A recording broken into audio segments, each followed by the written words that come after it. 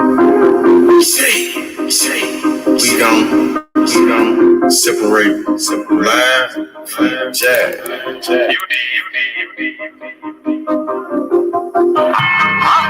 You might understand me. Ain't always better than damn. Oh, we're better than no nigga. Trap. I'm on my motherfucking trap shit. I'm on my motherfucking trap shit. I'm on my trap shit. NBA, I'm the number one in trap. 357, nigga on his ass down. Nigga came at me about a fucking bitch. 357, I laid his ass down quick. Fly, boom. Yeah, all that shit. Niggas talking shit. Going with all that shit. 20s, 50s, 100 shit, I want it all. First round drought, pick this how I ball. Bitch, think she bad, but I put that hoe on pause. Trap. I'm on my trap shit. I'm on my motherfucking trap shit. NBA baller, I'm that drop pick. 57, lay his ass down quick. Body found in the bag, laying in the ditch. I'm on my trap shit. For 48 a bitch. Nigga playing with the G shit. C-Mo, you know I'm with the shit. I'm ballin', girl, paid him back in 96. Don't give a fuck about what I do, cause they don't make you shit. 93 gang bag, they trap pick. Don't know nothing about shit, I'm on some trap shit. Hold the fuck up. I don't think these niggas believe in you, man. They sleeping on you. Free up, man. I thought you the number one trap pick.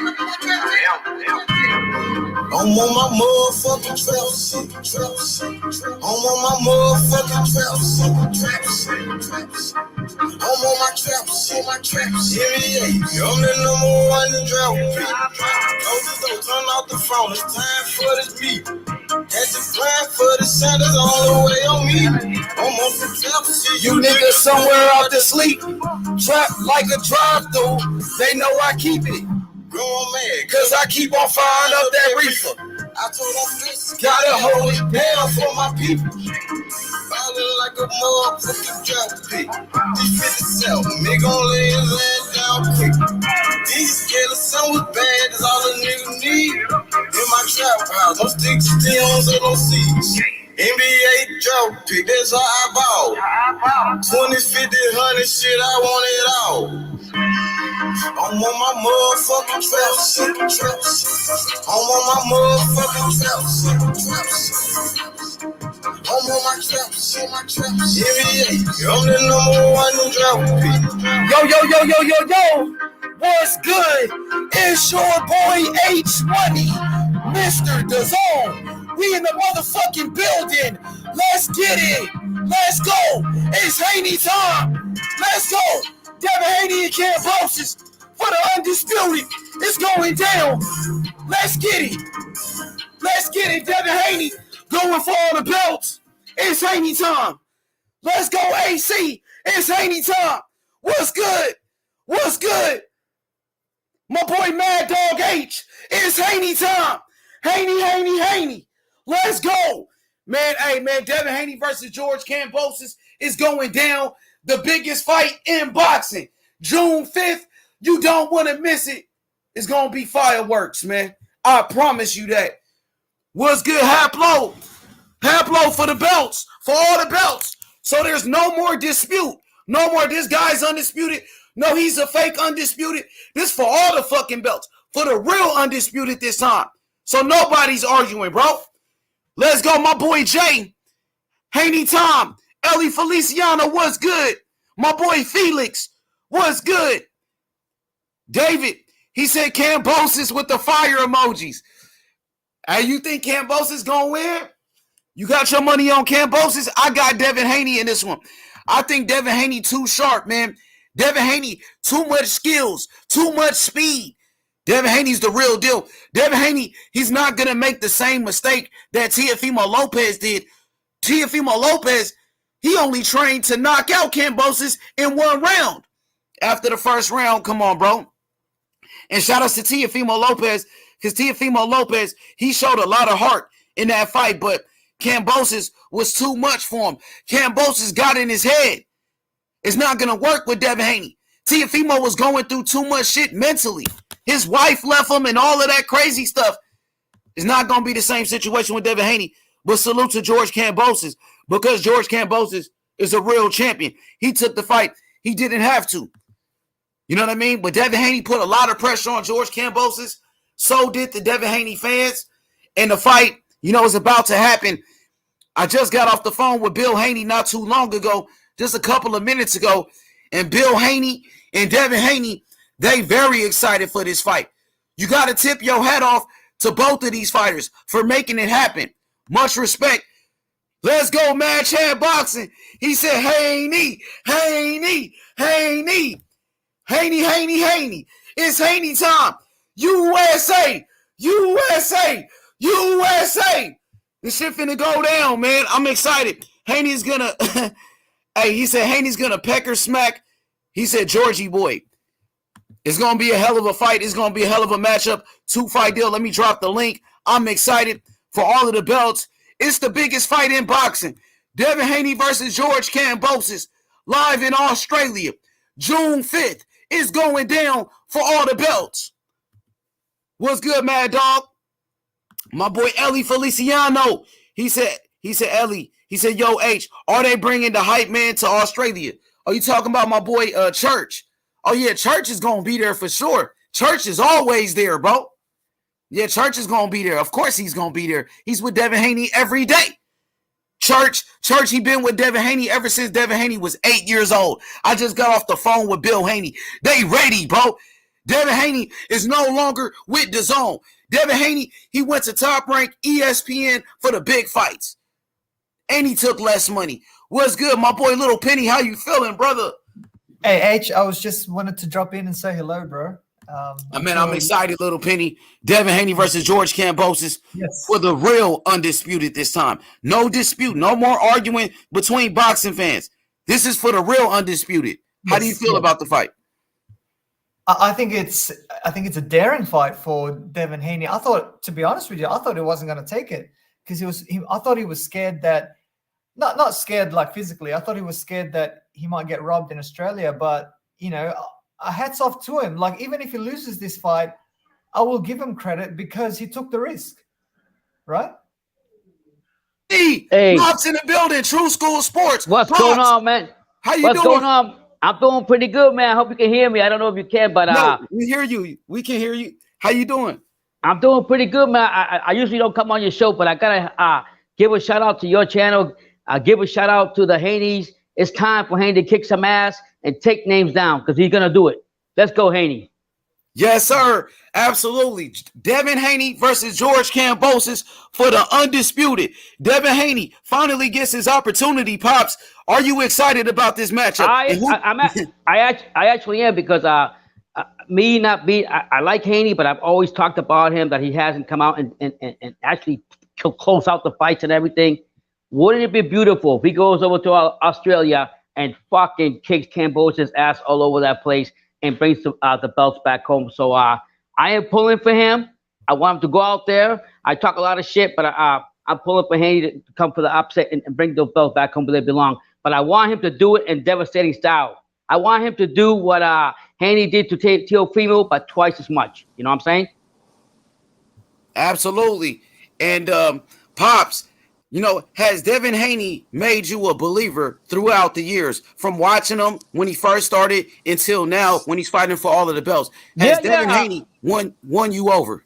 Yeah, actually, BT's been telling me a lot about that. I said, Dad, you're always cracking on him. And this BT telling me, talking to the son talking to his father, telling me, Dad, you're always cracking on him, but let's be real, Dad. He fucking wins. He's undefeated. You need to put credit to his name. You need to show people what he's all about. He hasn't been beaten, so my son's absolutely right. You've been saying it for a long time, H20, about Devin Haney, the Haneys, and it's time for him to shine, baby. I'm pulling for him. I'm going for him to go in there and whip his ass. I'm pulling for him. So he's made a believer with me. You have H Money, and so has my son. So yeah. But I can't be long with you because I'm going to go Okay, live on my channel. God bless to you. God bless to your channel. And let's go, Haney. Salute, Thank you, Pop. Pop. All right. Love you, Pops. Carl All right, Hansen. take care, man. All right, be peace. Oh, Carl, hey, Pop, somebody want to say he left. What's good, Carl? What's good? How you doing? Let's go, boys. Let it begin. Hey, this is what it's all about right here, Carl. This is killer. This is killer versus killer, bro. Absolutely. This is what boxing is all about. This is what makes boxing great. Two of the best fighters meeting up. Two undefeated champions in their prime. George Kambosos and Devin Haney. Man, I got to show a lot of respect for George Kambosos and Devin Haney. George Kambosos for giving Devin Haney this opportunity because he didn't have to, brother. He could have did something else. Exactly. But you know what? He stuck to his word, and he said he was a man of his word. So, and I know he's a man of his word. With what I've been dealing with lately, bro, like the videos and messages of support he sent me and my family, he's my boy, man. He's my boy, George. Like, I've been going through a bit of trouble at the moment, bro, as you might know. But, yeah, he sent me a video for my daughter, man. Like what sort of a guy does that, you know? Like, my daughter's in hospital right now. I'm sitting here in the hospital in the stairs in the fucking hospital ward, bro, talking to you. But he sent me a video just about my daughter saying she's in his prayers and he wants her to get better, you know? Like, that's what type of guy he is, mate. Let me tell you. That's what type of guy George is. And, yeah, I give him all the credit in the world. And I also give Haney and his father and his team, mate. Like, this is a huge undertaking, bro. I don't think people understand the gravity of this, mate. Like, to come to Australia, to be double vaccinated, to, you know, all the boxes he's got to tick, bro. Most guys would have said, fuck off, do it over here. But hats off to him, man. Hats off to Haney, man. This is gonna be hellfire, bro. This is gonna be this is gonna be the fight of the year. I don't care what anyone says. Talk about any fight that's made. This is the biggest fight in boxing, Carl. It's the biggest fight in the sport, bro. I'm so excited for the undisputed, for all of the belts, the legacy, two undefeated champions. And Carl, shout outs to you and your family, brother. Everybody say a prayer for Carl and his family. His daughter, you know, hasn't been feeling good. She's been going through some things. So everybody say a prayer for Carl and his family. May Allah bless you and your family, my brother. Whatever God you believe in. May God bless your daughter, your family, brother, for a speedy recovery, brother, because you are a parent. You've been out here working hard for your family, providing, you know, and you still take your time out to come talk to us. It means a lot to me, brother. Yeah, well, I get a bit of release here, bro. You know, I get to talk to my YouTube family, and it's good, man. Like, you know, and I'm the type of guy, man. Like, I call shit for how it is, and you know what, and the way how we see this fight, how Haney's like the gravity of this thing is huge. I'm going to be there. And you know what? I really, really hope Haney wins the first one. It just makes the second fight that much bigger. It really does. And I'm looking forward to it, man. And I love both these dudes, man. Both these guys are studs.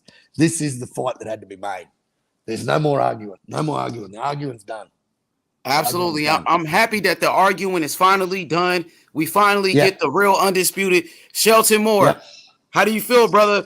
Man, Devin Haney and Kambosos is going down June 5th in Australia. I just got off the phone. Yes. Shout outs to Karma. I just got off the phone with Bill Haney, Shelton Moore. He's very excited for this fight.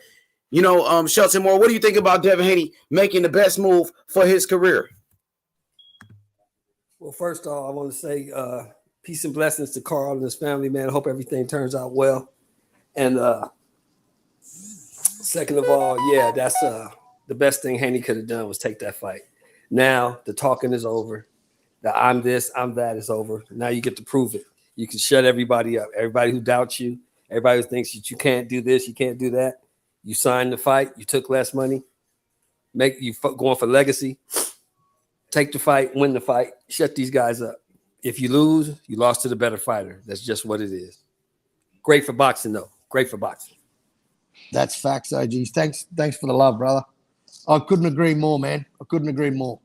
This is the two studs that, of the division, man. This will be history, eh? For sure. I want to ask you real quick, what do you think about, people, counting out Kambosos after he just beat Teofimo Lopez? A lot of people, they still don't believe in Kambosos.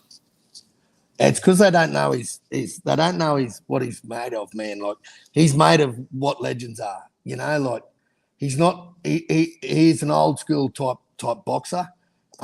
He's an old school type thinker, man. He's got old school ideologies. Like OG Shelton would know what I'm talking about, man. Like he's not the type of guy to run around in flashy cars. And I've had an argument with Method over this, and I don't slag on them guys, man, but he's just not that type. He shows his worth in the ring, bro.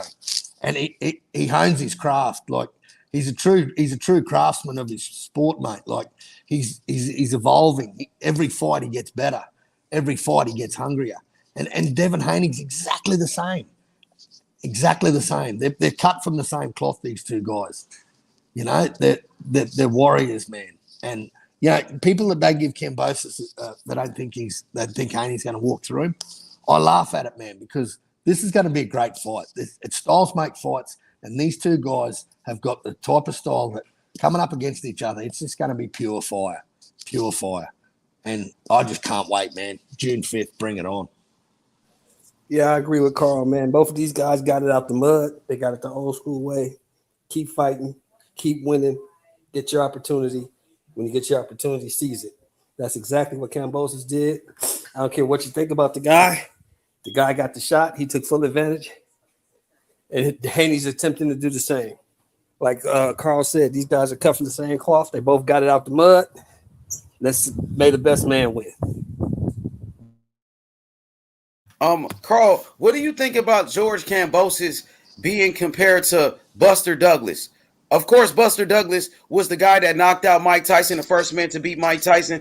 It was a huge upset. Some people feel like George Kambosos is, similar to Buster Douglas, that he's going to be a one-hit wonder. Like, they feel like his win over Teofimo Lopez was a fluke. They also say, Lennox Lewis, his win over, Lennox Lewis, when he got beat by Hasim Rahman. Some people are thinking this is a similar situation. We've seen this happen in the sport of boxing before, where a fighter shocked the world and they wasn't able to defend their title. What makes Kambosos different than a Buster Douglas? Is it his work ethic that Buster Douglas, fell in love with the money and Buster Douglas didn't train anymore, and that's why Holyfield knocked him out? Totally. Like Andy Ruiz, for example. Andy Ruiz beat Anthony Joshua, shocked the world, and then he was 300 pounds for the rematch, and Joshua beat him. What makes Kambosos different? And can you just got to look at his work ethic. Number one, his work ethic. Number two, if you look at his fights as he's evolved, as he's come through America, bro, and started ticking off the boxes and started getting the big fights, he's gone in well against solid competition. He's gone in really well. He's got the mentality that it doesn't matter who's standing in front of him. It's just another fight. And he just I don't know, man. He just has the mental fortitude to just go into those big arenas. Like, I remember watching when he walked into that ring before he stepped through the ropes. He looked around and he just nodded his head, and he was getting booed like crazy. He just nodded his head and he said, "Yeah, this is my time. It's time to shine." For sure. Shout out to my brother IB. He said Kambosos versus Devin Haney will be a closer fight, H money. So it won't be like Lennox Lewis and Hasim Rahman. You don't think it's going to be like the Buster Douglas, Mike Tyson situation where a fighter shocks the world and then in their next fight they lose. You never hear of the fighter again. So you guys feel like Kambosos is a different type of fighter? Totally. I don't think that's going to happen. I don't think Kambosos is just going to lay down and give Devin the belts. He's going to have to earn them. Because a lot of people, Shelton, they've been trying to shit on Kambosos, his win over Teofimo Lopez, and they say, Teo wasn't the same. Teo got robbed. They set Teo up, taking away from Kambosos in his victory.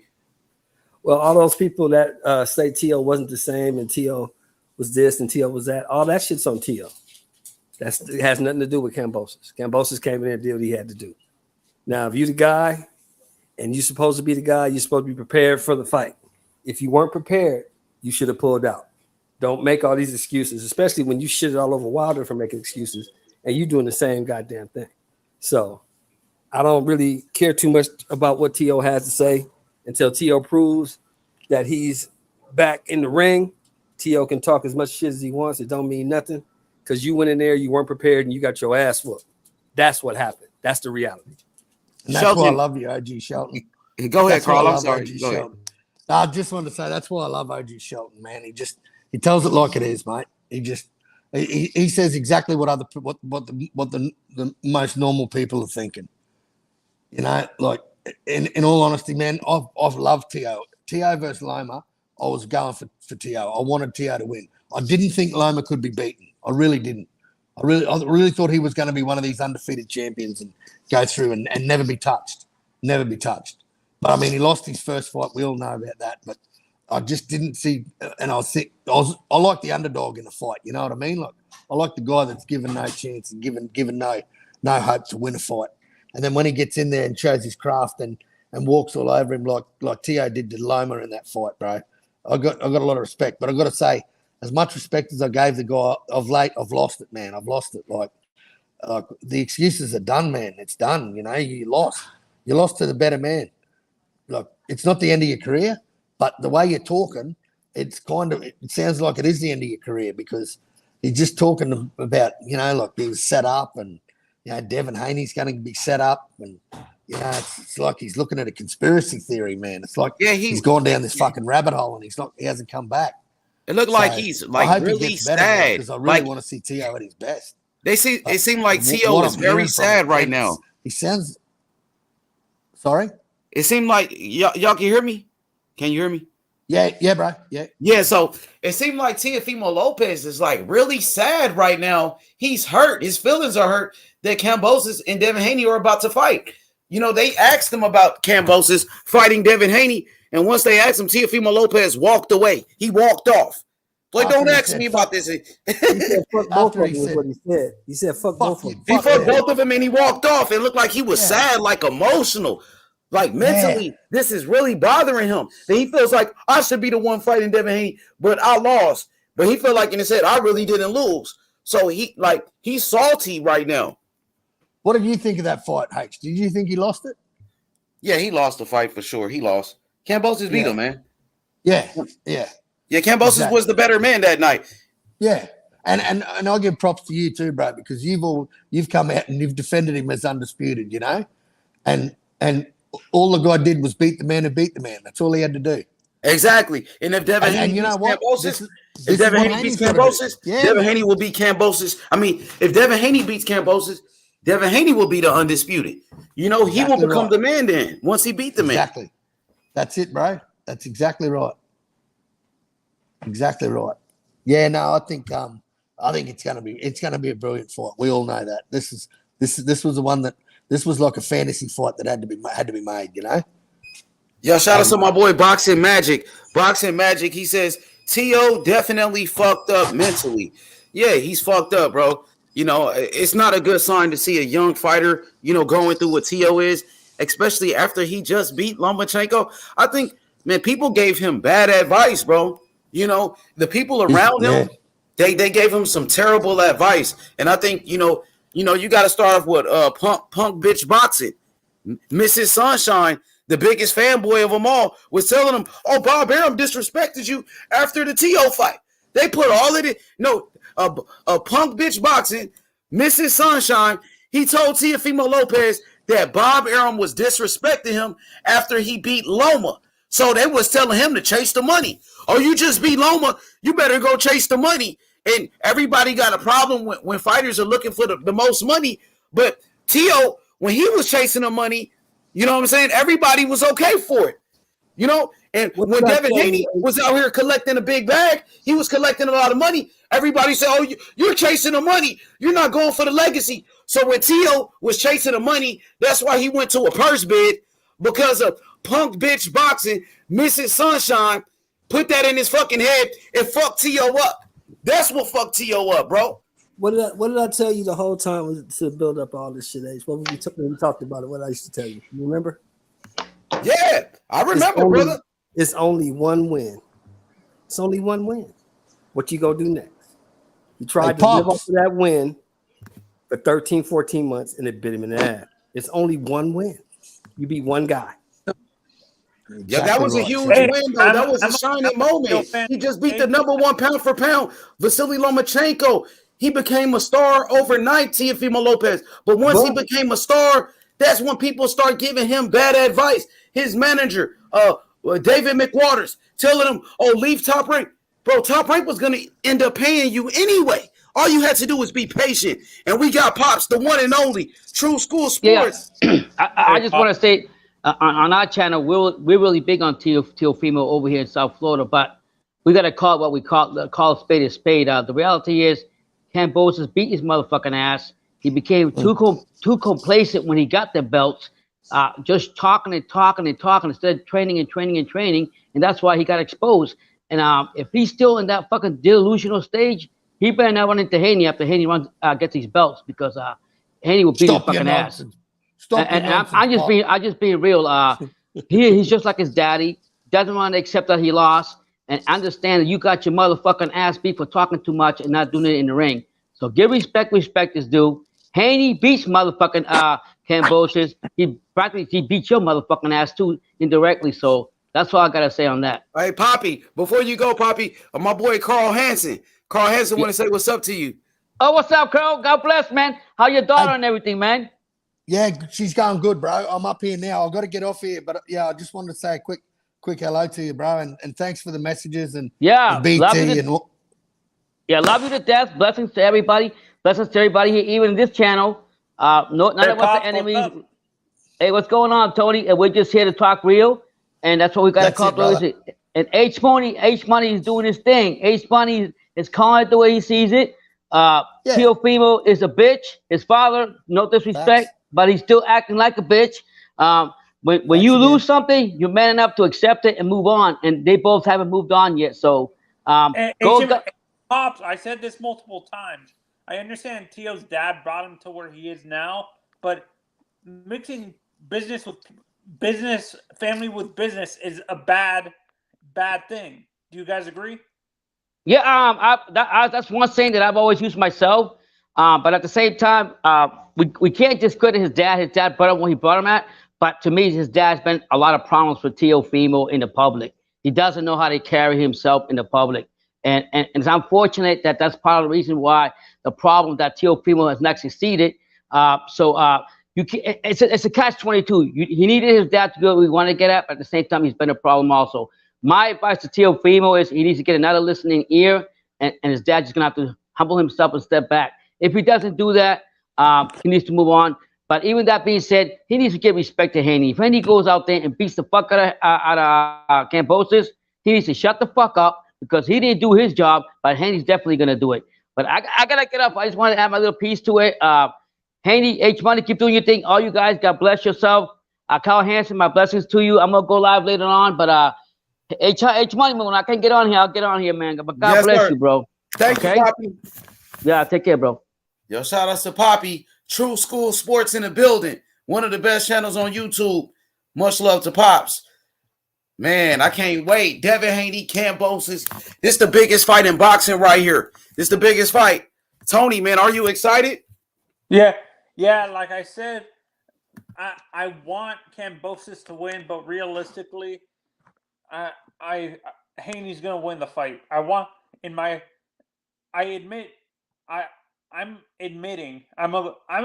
I became a Kambosos fan after I didn't know who the guy was, but after I watched some of his fights. The guy's a good fighter, but I agree with you guys. There's levels to this game, and I don't think Kambosos is at Devin's level, in my honest opinion.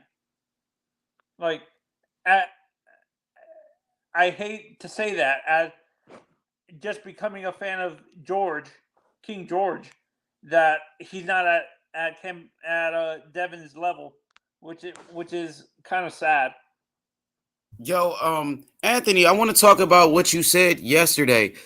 You talked about how if Devin Haney is able to beat George Kambosos and become the youngest undisputed champion in the history of boxing. At only 23 years old, Devin Haney makes history. You said Devin Haney will be in the company of the biggest name in boxing, Canelo Alvarez. You said that will put Devin Haney, his name will be mentioned with Floyd Mayweather and those guys. Could you elaborate again on that one and break that down for the people? Okay. Well, what I said, and I need to correct myself. I didn't mean to. I used the word surpass Canelo. I don't think he will surpass Canelo, but he would be at the same. He would be at the same level or a little bit below Canelo in terms of the superstar in the sport and stuff like that. Because as a superstar in the sport, and if he continue, like let's say he goes against Loma and he beats Loma after he beats Kambosos, then there's a track record of him constantly doing this and stuff like that, and then I'll have more faith that he might be able to supplant Canelo, but he's not there yet. Okay, but he will be, in the right direction. Yeah, he will be in the right direction and stuff like that. But what I fear is I keep on hearing that he might, let's say he wins this fight, he might drop the titles and actually move up to 140 and not defend the titles. I mean, it's a 2-fight deal. To be honest, Devin Haney, I'm not saying he might not even have the second fight. No, he does. He would. I just talked to Bill Haney. Yes. Oh. Devin Haney could make 135. It's not an issue. Devin Haney is a very disciplined fighter. He's dedicated to the sport of boxing, and he never missed weight before. Let's not act like Devin Haney has missed weight. He's always, in shape. No, I'm not saying he's missed weight, but when I look at Devin, I'm not saying he looks like he's struggling, but to me, he looks like he's he looks like he's a 147 at 135. He's basically. I mean, what about Ryan Garcia? For example, Ryan Garcia is bigger than Devin Haney. He fights at 135. Yeah, no, I'm saying though Tio, Devin, and Ryan are too big for that division. No, I mean, not really. Kambosos is taller than Devin Haney. No, I'm talking about weight. I don't care about the height. I'm talking about the weight. Like, I'm talking. The weight is not a problem for Devin Haney, brother. Devin Haney's not going to move up to 140. He's staying at 135. He wants to be the greatest lightweight of all time. He wants to defend his undisputed titles against Vasily Lomachenko. After Kambosos, if Devin Haney beats Kambosos, he's going to fight Lomachenko. Yeah. So you believe that as a Haney fan, you believe he's a natural lightweight at a natural 135? Yes, that's it. That's his weight class. That's where he started off at. That I believe that's where Devin Haney is very strong at 135, and I think Devin Haney he wants to cement his legacy at 135 pounds as one of the greatest lightweights of all time. And if he beats Kambosos and then he beats Lomachenko right after that, as an undisputed champion, you will have to mention Devin Haney with the greatest lightweights in the history of boxing, I believe. Yeah, and to me, I think the future rivalry in that division. Wait, I thought Tank has a title at 135. He does. He's the WBA world champion. He got the secondary belt. He has the world title, and Kambosos is the super champion. So that's what I'm saying. Do you think Devin then fights Tank? Yes. All of those fights, all of the fights. Devin, he should fight the winner of Shakur Stevenson, Oscar Valdez. If they want to move up and fight Devin Haney to become undisputed, why not? You could fight the winner of that fight. You could fight Tank Davis. Tank Davis is, he's a free agent. Tank Davis, this is his last fight with Mayweather Promotions. Tank Davis is talking to Top Rank about moving over there to fight the winner. So it's so many options. But first thing first, Devin Haney versus Kambosos. Devin Haney cannot overlook Kambosos the way Teofimo Lopez did. Tio wasn't even focused on Kambosos. He was thinking about the next fight. Yeah. And what happened to Tio? He got beat. You cannot. Yeah. Devin Haney cannot overlook George Kambosos. Yeah, and I'm not saying he's going to overlook him, but I said this last night, H. I feel like a guy like Devin is a disciplined fighter, but what I'm gonna use a comment that Mike Tyson always used to say when he was fighting. You always have a game plan until you get hit in the mouth. What happens if he continues getting hit in the mouth by a Kambosos and stuff like that, and his game plan is not working?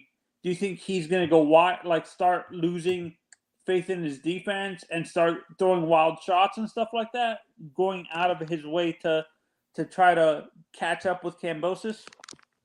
I think Devin Haney's a very smart fighter, very intelligent fighter, and he has a great team around him. His father, Bill Haney, Ben Davison, Mickey Bay. You know, I think Devin Haney is the dude is ready. He's ready for anything at this point. But that's a good question because you know he's a very young fighter. What if Kambosos starts off fast and the fans are going crazy? You know, he's a young fighter. We don't know what's gonna happen. We don't know. We got to wait and see because this is Devin Haney's first time in a fight of this magnitude. But to me, I think Devin Haney is the goods. No, thank you for bringing that up. Devin's never been in a big fight like this.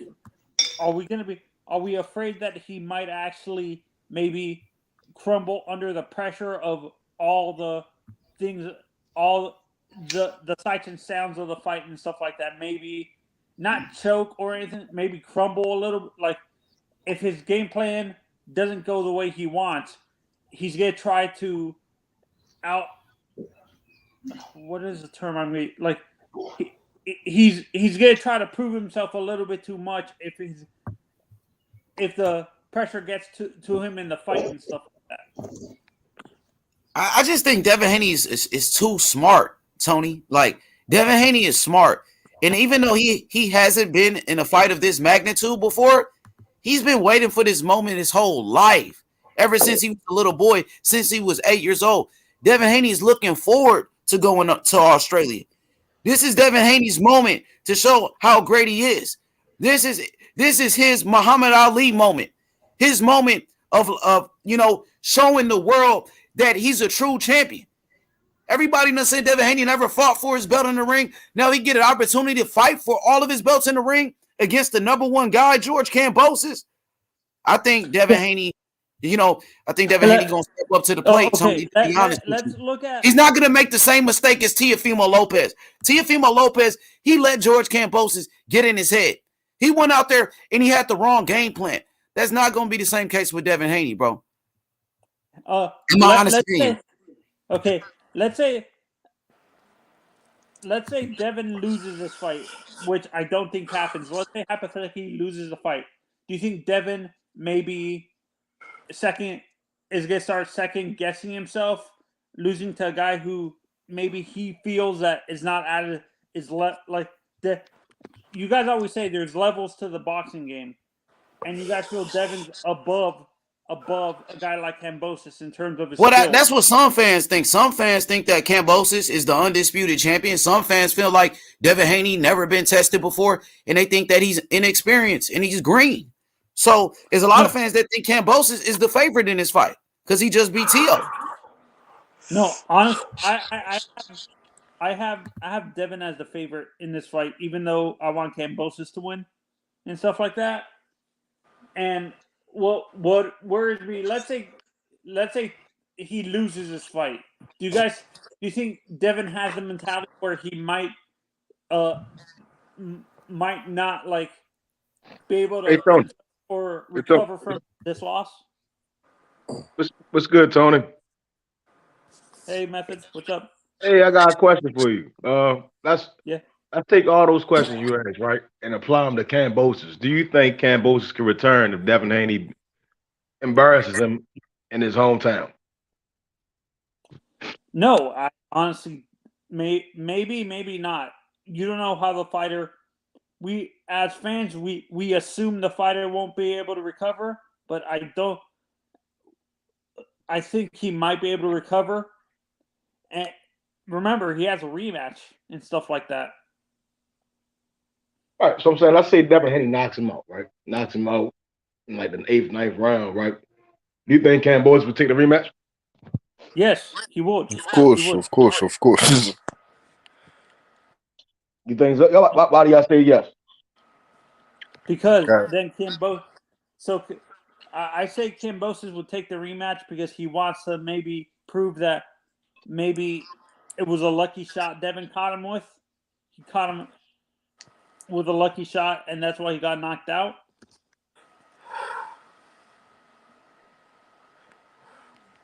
Because we, as boxing fans, we all know that Devin doesn't really have that one punch knockout power. Maybe Kambosos feels the same way, and he's not overlooking him, but he feels that Devin might not knock him out. Let's say Devin gets a lucky shot. People always say boxing is about the shot that you can't see. Maybe Devin catches him with a shot he doesn't. He couldn't see and stuff like that. Maybe he wants to. Maybe he takes the rematch and proves that Devin maybe caught him with a lucky shot and beats him in the rematch. Well, I don't believe in luck. You know, I think whatever happens for a reason. If your defense is lagging, you're getting knocked out. If you don't come in there prepared, you're getting beat. So I don't really believe in a lucky punch. If you get hit with a punch and you get knocked out, that's when you know. What do you think about it, Kathy? I think Kambosos he's not a type of. You're gonna have to kill Kambosos for him not to take that rematch. You get me? Kambosos has got too much pride. He's on a high right now. I don't see him getting. If Devin Haney wants to stop him, I think that he'll just go back, make the adjustments, and then come back for the rematch. I don't see Devin Haney beating him so bad in his own country that he's not gonna accept the rematch. I don't see no one. I don't see any. I don't see Devin Haney stopping him. I just see Devin Haney. He just has to fight the right fight that night. He has to fight the right fight that night. Well, would you say when he fought Tio, right? Tio basically didn't have any game plan, you know, and he was able to put Kambosos on his ass and win rounds. You know, he kept the fight almost in his distance, but he blew it. You know, you don't think Haney was a way better boxer than Tio, like levels above Tio? You don't think he could just easily coast on, set up his punches and get a knockout? Or just completely biased? I don't think he's levels above. I wouldn't say levels above, but he is a better boxer than Tio. He's a better boxer than Teofimo Lopez, but Teofimo Lopez, I personally think, is a better athlete. He's more powerful than Devin Haney. His styles make fights, you know what I'm saying? And I don't think Devin Haney's going to be so aggressive coming into that first couple of rounds. I think it's going to be a chess match in the first couple of rounds, and then when it gets to about the fifth, sixth, we're going to start seeing the real shots fly. We're going to start seeing, and that's what I said, the ref has to get involved in this fight as well. Any holding, all that type of things. He's either going to allow it to happen or he's not going to allow it to happen. Devin better not hold. You can beat Kambosos off you. I don't think Kambosos is more powerful than Devin. Shit. Yeah, nah. I think he said Tio. He said Tio was more powerful than Devin. Well, I'll say this then, but he don't got I ain't never seen Devin get hit with a combination. You know, Kambosos fast, but I have to see who control distance better. That's what Devin Haney great at, controlling the distance of a fight and controlling the range of a fight. That's his bread and butter right there. Yeah. So that's what I'm saying. I really don't see all that confidence people think he got, and bro, he gonna beat the confidence out of Kambosos.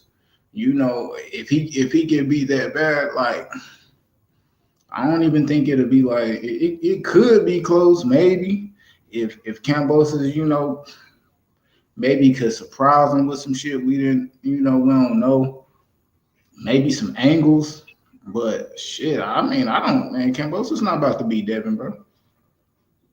The most I can see. We have to see. We can't overlook Kambosos though. We have to see, fam. We can't overlook Kambosos though. Q. We can't be come and smash him. Nigga, you gotta treat Kambosos as if Kambosos is that guy. He is the man to beat. You can't overlook this nigga. Not really. No, let me finish. You can't overlook Kambosos the way Tio did. When Tio was fighting Kambosos, everybody said, "Oh, this is an easy fight. Kambosos is a bum." He talking about fighting Devin Haney, Josh Taylor, all these things, and forgot about Cam. So you got to take Kambosos serious. That's all I'm saying. Right, Yeah, and that's what I'm looking at it in the sense that he gonna get in there and take him serious. Like this, the toughest guy he ever fought is like, no, I just don't see it, bro. I don't know what the fuck Kambosos can do. Like that shit he was doing with Tio. You're not gonna be able to do that with Devin, bro. We Devin don't feet, know that, fam. That's what I'm saying Devin to you. feet, We don't Devin know that. way better. Yes, I do. Devin got way better feet than him. Devin is faster than Tio, bro. He's not gonna be right in front of him to get hit and be doing all this. Like, nah. And if Devin do that, bro, he's slicker than Tio on the inside, bro. He gonna get that man. Yeah, I don't. He's small, bro. He's not. Yeah, I agree. I can say that Devin would take the moment, the occasion serious. But as far as like Kambosos, like no, I don't even think Kambosos. I don't think Kambosos is one of the best at 130 to 140. I think he's cool. I think he won his last fight with Tio. But when we talk about like upper echelon guys, like I think of Shakur, I think of Tank, I think about Devin. Between those weight classes, I don't think Kambosos is cool. He holding the titles. And I think Devin gonna go out there and he's gonna show you guys, basically show the world like this ain't the champion. I'm the champion. You see what I'm saying? He hold them belts warm for me. And he gonna go over there and whip his ass. I don't think Kambosos will take a rematch. I think he'll stop. So what is it, fam? What is Take it it about? because it's so much money. He gets like over $10 million to take the rematch. He gonna take the rematch for sure, and it's gonna be in his backyard. They gonna get paid for it. I just want to know what. And they can make enough money. He could retire after these 2 fights with Devin Haney, Kambosos. He's gonna be stuck forever. Why you not convinced about Kambosos, man? He's a solid fighter, man. Why you not putting him up there, man? He destroyed. Let me not say he destroyed. He put Teofimo Lopez in his place that night, and Teofimo Lopez he was one of the top 5 contenders. Fuck that. He was a beast at that time. Like Tio was the man to beat. It wasn't like he just beat anybody. He beat the number 1 guy. Now I see what Method is saying. Like according to Method, like when he look at these fighters, he feel like Devin Haney is the best. He don't look at Kambosos as a top guy, like according to the eye test, but according to the belts, according to the rankings, Kambosos right now is the number 1 lightweight in boxing. He's the man to beat. He got the belts, but I think if you ranking them, if you go through and just rank them by who you think the best, Kambosos would be 3rd or 4th. He under Tank, under Devin, under Loma. To me, he under Shakur as well. I mean, like this guys around the division does better than him. But he got the belts. He beat Tio for sure. But he'll see. Like it's the same thing I was saying with Tio. Like, yeah, he was the guy. He beat Loma, but you gotta show me that shit again. Do it again. Show me that it wasn't no fluke. Show me that shit wasn't look. Show me that shit. It is everything. Everybody who on Kambosos, show me that you really everything. All these people talking about everything you say you is by beating them. And if you do that, then he is that. But if he don't, he's exactly what I think he is. A belt holder. Keeping them bitches warm. But if he loses, regardless, though, he's gonna go. If Devin Haney beats Kambosos in a dramatic fashion or convincingly, you know what I mean? There's no way that Kambosos is not gonna take the rematch. He's gonna go over there, make 10 mil, and get his ass whipped again. If that's the case, right? I'll get my ass whipped again for 10 million. I don't see Shit. Especially if we get knocked out. I don't see him. No, yeah, 10. I think he's getting knocked out, but I don't see him getting back in that ring. How is that possible? I don't think the Bellingham will advise him to do that shit. You think he would say, "Don't take the rematch"? I mean, because after all the fees and him getting deductions, shit, it's better for him to play the long run game. I don't see him bag, Hell yeah! Even after taxes, you get 8 mil, 7 mil, shit. Yeah, you're still good. Fuck that! I need that now, shit. Yeah. And then Kambosos could go ahead. How much is Haney getting? 2.8, 3? Yeah, 2.8. Damn, that's cool. That's cool. That's still cool though. Shit, almost 3 million. Shit. Oh, fam, I'm happy with that. I get a trip to Australia. I'm happy with that, man. Yeah. You'll fucking kick your ass on top of it as well. Fuck that. After he pays everybody off and shit, you might end up with a cool mil 5. You might see a heist though, bro. We might see Okay. we might see ESPN and Top Rank bring him all the way back. You know what I'm saying? And have him over there at 140 a part of the mix. Like if he beats Kambosos twice, watch out. He probably gonna fight Lomachenko like H was saying yesterday or the day before, and then he might be in the mix at 140. He might as well stay with ESPN or on a fight by fight basis to get the big fights at 140. He don't want to be in the same position he would be in DAZN right now. Don't make no sense. Yeah, that'd be ideal right there. Fight by fight basis. What big fights are they on ESPN at 140? All of They're them. big All fights, the man. champions. All the champions. Shit, Jose Zepeda fighting for a belt. Tio about to fight for a belt. Jose Ramirez gonna be put in a position to fight for a belt. You know how Top Rank works. Like we know what's up. Catterall, all them work with Top Rank. So it's a lot of big fights at 140. The only fighters over at PBC is at DAZN is Sander Martin. Who else they got? Bro, from top rank got from 130, 140 upwards. Top rank. I can't say Top Rank has 140. I can't say that. They do. Josh Taylor was fighting on Top Rank. He had all the belts. Who has 140? Who has 140? Do you method? It's not to me. It's a fact. To PBC, they slowly going to take 140.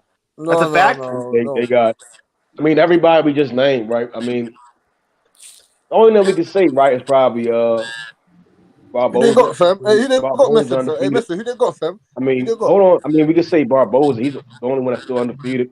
Yeah, they got Matias, Brandon Lee. They got names. They got a bunch of names with people. Brandon Lee's not. I think Regis is the best 140 though. But aside from him, I do think PBC. Brandon Lee's not with them. No, I don't think. Brandon Lee is PBC. The PBC. Brandon Lee, Matias, Richardson, Hissons. And there's a bunch of guys that was fighting one of them guys like Zepeda. Zepeda not all that. Hey, isn't Brandon Lee with Showtime, fam? So is Cameron Duncan. I gotta agree with Method on that one. I don't think Zepeda is all that either. I think his last showing was trash. Yeah. It is, but even Regis is with Probellum. Probellum is going. Probellum and Lou DeBella and them going to work with Top Rank. Regis going to get a title. So you got to look at it like that. Like Regis is going to fight for a title. Jose Ramirez is going to fight for a title. Jose Zepeda and Theo going to fight for titles right away just because of where they position at. Brandon Lee ain't fighting for a title right away. At all. Matias is not ranked high in the sanctioning bodies that he's going to get a title shot right away. So as far as what you're saying, I understand they got talent at 140, but they don't have 140 in lock like Top Rank do. Yeah. I can't say they have more lock because all that guys line up with WBO. You get what I'm saying? They only going to push for the WBO. Nah, going to get the WBC, WBO. Jose Zepeda and Regis fighting for the WBC method. That's not true. Who? Jose Zepeda and Regis fighting? Yeah. Fighting for the WBC. Yeah, but that's not true. Hey, but I ain't gonna lie. I got Regis. Regis gonna fuck Zepeda up, bro. Look, we don't know, man. About this shit, bro. Nah, I'm only going off his last fight. Top Rank got that. Top Rank got it. It is what it is. I can't say that. We talking about a 3-fight deal with Devin, right? By the time Devin even enters 140, we talking about a different. It's not the same. Like we're looking at it right now. You get what I'm saying? By the time Devin even touches 140, well, any of them guys touch 140, you will see a Brandon Lee. You will see these other young guys from Showtime, PBC, literally in these top positions. Yeah, it'll be totally different about it. Yeah. I can't see the mid-range at his last weight cut staying at 140. I can't see Zepeda even staying in boxing too much longer. He's one fight away from getting knocked the fuck up. You know? Yeah, that's what I think he's waiting on. He just waiting on the loss. He on a high right now. He coming off a good knockout. But he gonna lose to Regis. Man, he gonna lose to Regis. You guys think Zepeda's last knockout was good? I think that shit was fucking weird. That whole fight, Zepeda's last knockout. The Josue Vargas shit? That shit ain't even last the whole minute, bro. What you mean? That weird, nigga. That was like one of the nastiest knockouts. He had niggas crying in the stands and some more shit. Like, Oh, B, I ain't seen a nigga cry after a loss since a man. Shit. Hell, I can't say I ever seen a man cry after I seen a nigga lose. Yo, what up? What up, YB? Y'all can hear me? Young Billy, Yeah. what up, though? What's good? Yeah, we can hear Big you. Matthew, what's good? I got you, Matthew. I'm finna add DJ. Primetime, I'm finna add DJ. I'm gonna add you right back in, Primetime. Let me add DJ. Uncle EJ! Q the G! Shit. Regis way more slick than T.O. Way more slick. Who, Way Regis? Yeah, better defense. Yeah, he got better He a defense. southpaw, too. He a southpaw. That's a big deal. Yeah, that's a big deal. That's a big deal. You're southpaw. Yeah, bro. What's up, fellas? What's up? What's up? What's up? DJ, What's up, big DJ? What's up, man? What's up? What's going on, fellas? Hey, man. Hey, AYB. Subaru Matias is ranked number 1 in the IBF, bro, at 140. That's good. Hey, that's good. So that's what I'm saying. They only So gonna have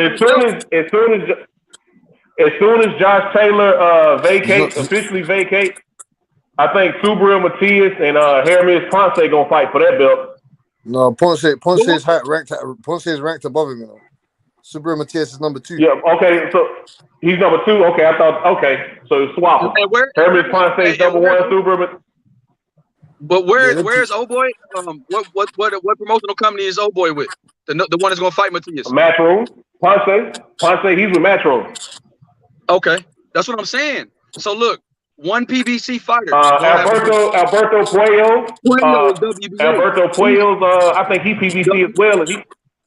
WBA. He with PBC. PBC gonna get those belts. So that's 2 belts that they can fight for right now. Then you got and then you still got Catterall. Yeah, you still got the Super Gremlin. I was about to call him Super Gremlin. Gary Antoine. Yeah, man. He over there, man. There's plenty of smoke at 140 everywhere, bro. He needs a couple more fights, though. He ain't high enough. True. But I'm rolling with Dev, man, working with ESPN, man, because him and T.O. is a huge fight, even though T.O. took a loss. That would still be a great fight. That would still be a great fight, in my opinion. Even though T.O. took a loss, him and Dev is still a huge fight for 140. It depends if T.O. come back. I mean, right now he injured, you know. So if he come back and get back in the mix, you know, like right now him being injured, I don't think he's gonna throw him into a title fight with his hand, bro. I don't know what happened to his hand. They're gonna throw him in there, fam. His dad said they're gonna start training in like a month or something, man. They're gonna throw him in there. If his hand fucked up, I seen him with a cast on his hand. Hey, Tyree Howard, I disagree. I think Regis would beat Gary Antoine Russell right now.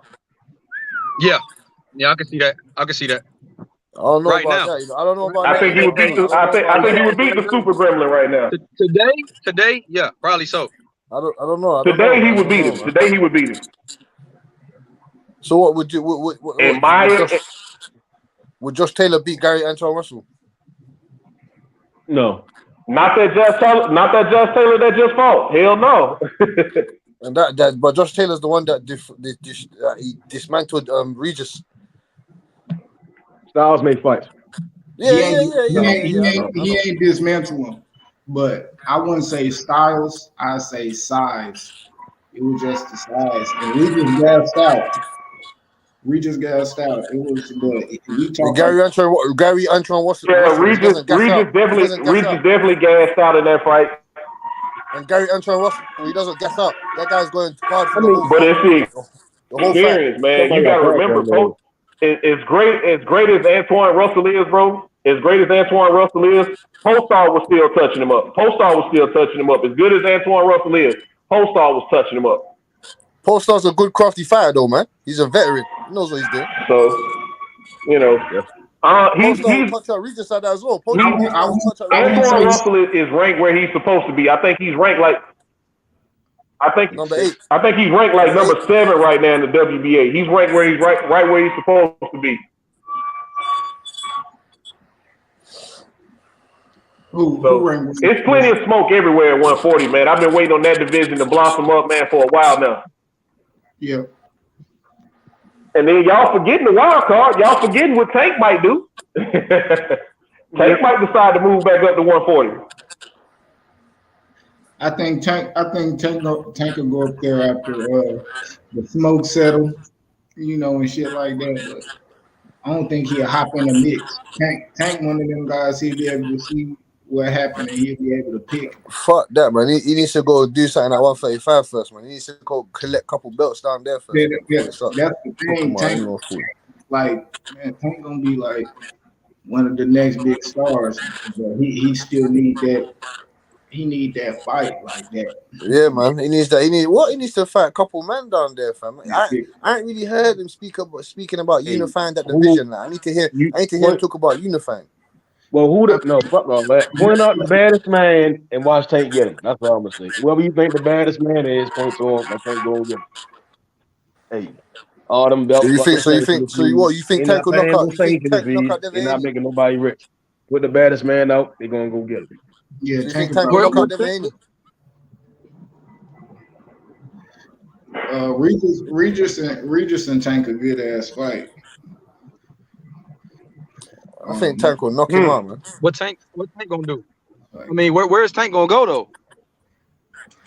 What you think he gonna do? You think he gonna, like, as far as if he's done with TNT, do you think he gonna stay with Showtime?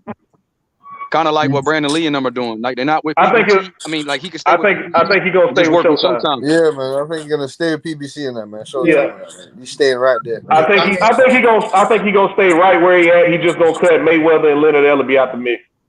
I saw that guy messaging, man. That Derek Harmon guy, man. He messaged him saying that's good. A couple of officials on there. And that's good. I think if Mayweather really do everything he talk about and he say he do, I'm gonna help Tank do this, I'm gonna have him do that, he gonna be a boss like me, then Tank leaving him is not a big thing. So that was always that was always the plan. Especially if you Mayweather, you want to make somebody like you. You can't make somebody like you if they under you. You make somebody like you when they work side by side with you or doing their own thing like how you is. So with Tank, shit. So Q, if you was Tank, what would you do? I mean, shit, if my team's solid, I don't know like who his manager is and shit like that. I just try to make my next move on some Canelo shit. You know what I mean? Yep. The biggest plate. Who got the biggest plate? Tank, like, he one of them guys. So if Showtime and whoever can do it, then be with them. Top Rank can do it. The fight's there. You can do it with them. Tank, is. He gonna get the bread, but I ain't gonna lie, he a star. He the American star. He's the biggest fighter in America. So. But would he be able to draw in the numbers they would want by himself with the fighter? Tank is the biggest fight. So are we talking about him fight anybody that people say is the top fighter or the next biggest fighter, the best? Yeah. Whatever that may be. Prime fam, you can go and get one of your cousins from fucking Mexico or wherever and put him in there with Tank fam. It's gonna sell. Yeah. Like that. No, I ain't saying that. The reason why I don't think so. Cassidy. I don't think he's there yet, bro. I think he could be there. He will be there, but I just don't think just yet. The only Tank gonna get there by beating that motherfucker. I guess everybody wanting to fight. I don't know who it is. So it's just like what Tank say. Whoever the motherfucker y'all say. There you go. When he fight them, then he gonna be skyrocketed. He taking off. That's 100% accurate, bro. Yeah, man. Put him in there, Ryan Garcia, knock him out. I would love to see that. He fucking beat Ryan Garcia. Yeah, he's gonna elevate like a motherfucker for sure. Yeah, see, Ryan need a real belt. I mean, Ryan, it could still be a big fight without it. Like, I think he can. But you don't forget about that Ryan guy. That Ryan guy's a solid fighter. I like Ryan Garcia. He's a solid fighter. He can Ryan needs to go for it. Everybody to see it because a lot of motherfuckers know Ryan. Like the casual motherfuckers and shit. Yep.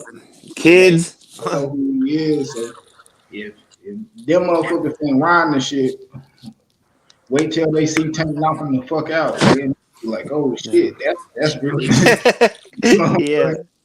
Real. I'm Need to telling you see, the man. truth, bro. My nieces and the little friends, bro, they have fucking posters of Ryan Garcia, bro, in their room and shit. Yeah, I mean, anybody who I ask, That's too funny, fam. You think no one Yeah. fucking knows who that done is over here, boy? If you go on the road, hey, what, you know who Ryan Garcia is? Nah, who the fuck is that? Well, I know the other Fuck night that. you were asking people. Remember, they didn't know nothing. They didn't know about no boxer. Nothing. There's nothing, cuz. That Only shit was person that man funny. can mention is Anthony Joshua, lad. Oh, yeah. Yeah, for You sure. get me Yeah. like, oh, Tyson Fury, couple men know Tyson Fury. Oh, Fury, yeah. Apart from that, nothing. Man, couple man know David Hay. Like, you get me? Yeah. Who else? Fam? That's it, cuz. You get me? I know when you asked about Canelo and he said no. I was like, what? Even Canelo? What the fuck? No Canelo around. No, nobody knows. Only the real boxing Boxing, enthusiasts. yeah. Like, you get me? No one knows that shit over there. Yeah, like over here, you don't even have to watch boxing to know Canelo, right? Like you go somebody, a girl or somebody, hey, you know who Canelo Alvarez is? Oh yeah, the fighter guy. You know what I mean? No, they got to know. They got to know who boxing. I mean, No, but I'm saying like I can walk around anywhere and ask, you know, I mean like they have because he's all on the, you know, he's on social media, he's on fucking, you know, the shows. I mean, nah, bro. Carol big, but he ain't He ain't like. no fucking Pacquiao on that, man. That's what I'm saying. I mean, like, females know him, but maybe like more Mexican females. Yeah, that's what I probably, bro. Yeah, you're right. No, Maybe, every fucking Mexican knows maybe. Canelo I'm Alvarez. pretty sure. Every fucking Mexican knows Canelo Alvarez. Hell No, yeah. no, because I'm It's not saying, like he's a Zoldo. If man can The go ask Mexico, Latino, you know who Zoldo is? They're like, who the the fuck is Zoldo? Latino Yeah, they fan don't really base, know Zerdo, I'm nah. saying it's probably some Mexican, The some Latino Mexican. fan base is more friendly with Canelo than is diverse. Canelo's not as diverse. I don't know. Hey, That shit, man. boy Everybody Zerto. got you put that motherfucker to a hypothesis. Walk around and ask the motherfucker 100 people. It's because Buddy. in the Western Hemisphere, Mexico is more related to North America. Yeah, that's what I'm Eastern saying. Hemisphere, Like it depends on the California, fighter. Arizona, Texas, Nevada, you walk around asking Canelo, everybody's gonna fucking know. You go to Canelo. Europe and the motherfuckers saying about Damn sure making do out making here. niggas That's cheese. a fact. Yeah, it's just, Damn sure yeah, do. I'm saying like that's just what it is. You know what I mean? Damn Yeah, sure. it's a different society over there. It's predominantly Latino over there. Latinos, yeah. But anyway, man, I can't wait till fucking all these fights come to fruition. You know what I'm saying? Devin Haney, Kambosos, even Canelo, Bivol. I like to see that, see what happens. You know what I'm saying? Yeah, man. When the dust settles in that, we're Yeah, gonna see. when the We're dust gonna see. settles. Yeah, Yep. we're gonna see the Suck fucking Jimbo. standing, not standing at the end. Yep. It's gonna answer a lot of questions. We're not gonna be arguing about the same shit. Yes, Hopefully it's a sir. good fight. Hopefully it's a good fight though, where because it might be one of those fights too where it's split. Like, did he win? Did he not win? You know what I mean? Who you So talking I hope about, it's not Chris? one of them. I'm saying like Kambosos and Haney. Like I hope Yo, it's not Dennis? one of Yeah, those. yeah, yeah. Yeah, Well, it's automatically a rematch in there if Haney wins. So, I mean, yeah. I want to if know. I Haney want to wins, he know got. what. Go ahead. Go ahead, Yeah, nah. Cash. No, I was just No, saying Go, if go, Haney Whammy. wins, No, we go, already know Whammy. Go, we Whammy. know they running it back. So Yep. that's Yeah, something that nah. we Not yeah. in So there, that's but something that we get to see. I'm excited about this shit. I ain't gonna lie. Like Me too. Yeah, I'm fam. tired. I Man's want to dead this pumped, shit fam. too. I want to dead this undisputed discussion, bro. Right? Fam. That's what I'm I hate saying. this. I hate having this Imagine because Monfia, I feel like it's Faro, that shit bigger than the fights. Like Yeah. we get more heated and people get more heated and get to name calling, disrespecting each other over this bullshit when and they finally gonna be able to settle it, bro. Because it seems like we can't get nothing accomplished. Yeah, 100% right. Yo, talk to me. What? You were saying that you was getting at some detractors, fam. You were saying that you was advising Haney to go with Top Rank and that, fam. I wasn't too Yeah. sure what you was getting Yeah, at, yeah, innit? yeah. I was saying that shit about 8 to 10 months ago. When I first started, So you predicted this. when Haney and Tio were going at it and shit about Pauls, when they were arguing and shit, people was like, "Who's holding up the fight?" and "Is Tio ducking?" And I said, "Well, neither one of them sent each other a contract." And whatever. I was like, man, if he want Loma and Tio so bad, he should go to Top Rank. I mean, he should because he was the only one that didn't have a deal with a promoter. It was only fight by Devin Haney was in a position of strength where he can go and I can go to any promotional company right now, to any platform, because he was working with his own fight by fight basis cash. So that's why I said, man, give me, me and H. See, I started talking to H about that shit, and then H started questioning Bill Haney with that shit. And that's one of the reasons that Bill used to get mad at us. Not mad, but like get irritated with us because we was asking like, just go to Top Rank. Yeah. And people were saying that Bob won't allow him to co-promote his fights. That's why he don't want to work with them. They were like, what about the co-promotion? What about the co-promotion? I was like, man, bro, sometimes fuck the co-promotion, bro. Just go where you got to go and get all the belts and bring them back and go handle your business. And then your promotional company will shed more light on it in the long run. Sometimes it's about delayed gratification. Sometimes you got to do what you got to do to get sometimes you got to do what you got to do to get what you want later. And it's as simple as that. And I think Devin Haney is understanding that in this situation, because he could have been stubborn and been like, nah, I want more than 2.8. Nah, I want 5 million. And they'd be like, nah, we going a different route. And that shit wouldn't have did nothing. That shit wouldn't have built his that 2.5 million he could have fought over wasn't gonna be worth it in the long run, because he would make if he wins these two fights, he would make that shit up way more in the long run. No, I see that for sure. For him, it's just better to do what you got to do, especially since the Zone gave him a good deal to begin with. So I was just like, since the Zone was giving him premium, good money to fight the fights he was fighting. So I feel like, I always felt like, if you really wanted T.O., you know where he at, because T.O. got an exclusive deal with ESPN. The only reason why T.O. and fought off a Top Rank was because he pushed his shit to purse bid.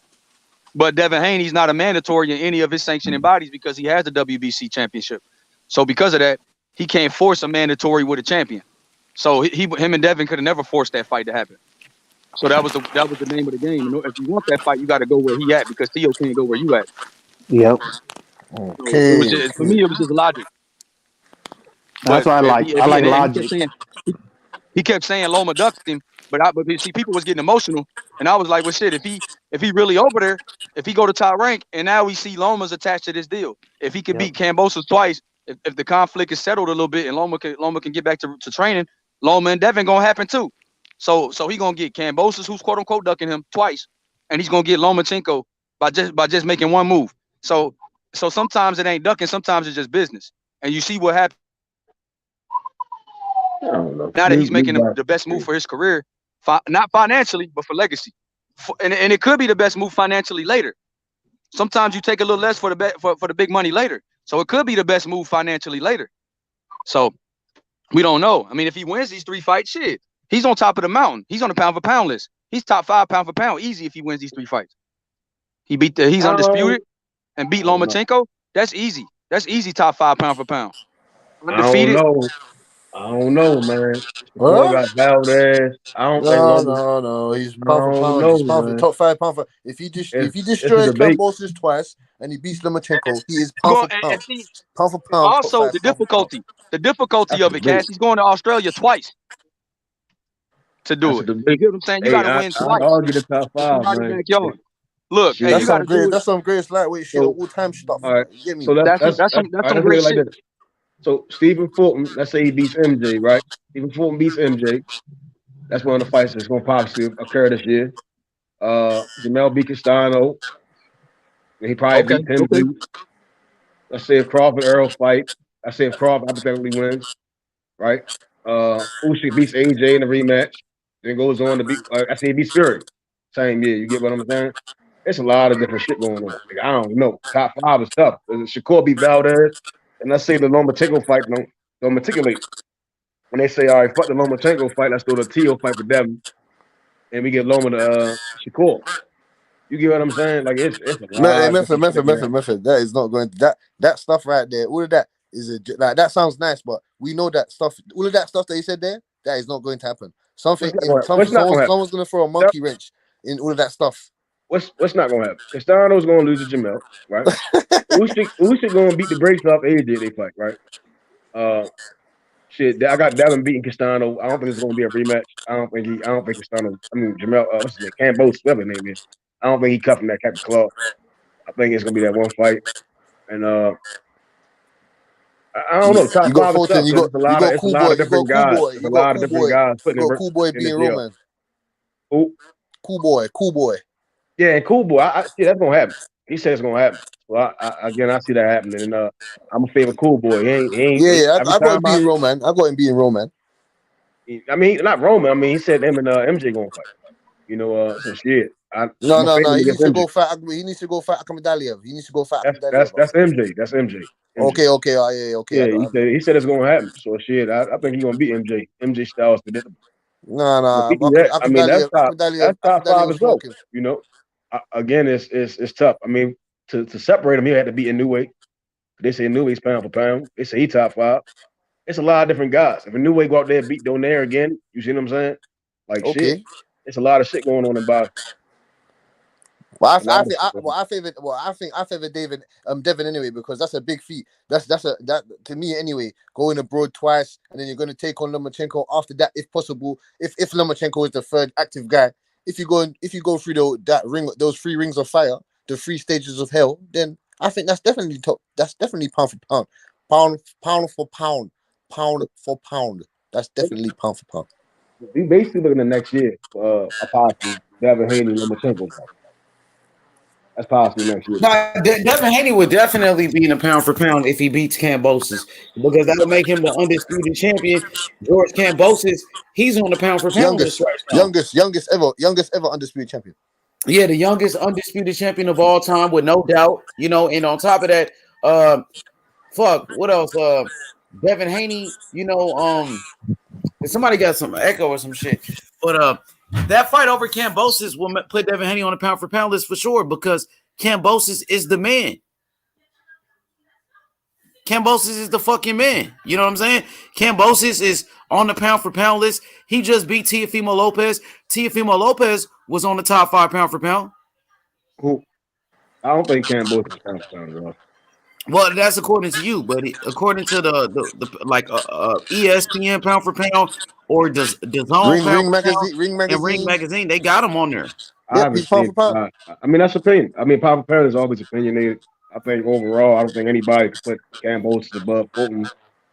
I really can't. Even him being He Tio, got I more can't put him girls than above. Fulton. I mean, He beat a fighter like Teofimo Lopez, who was ranked high on the pound for pound. So, I mean, once you beat the man, like I was telling Bill Haney today, once you beat the man, you become the man. So if Haney beats Kambosos, Devin Haney becomes the man. I think the run of Devin Haney is better. He got to beat him twice, though. That's the part. I'll say Devin's run will make him pound for pound more than Kambosos being Tio. You get what I'm saying?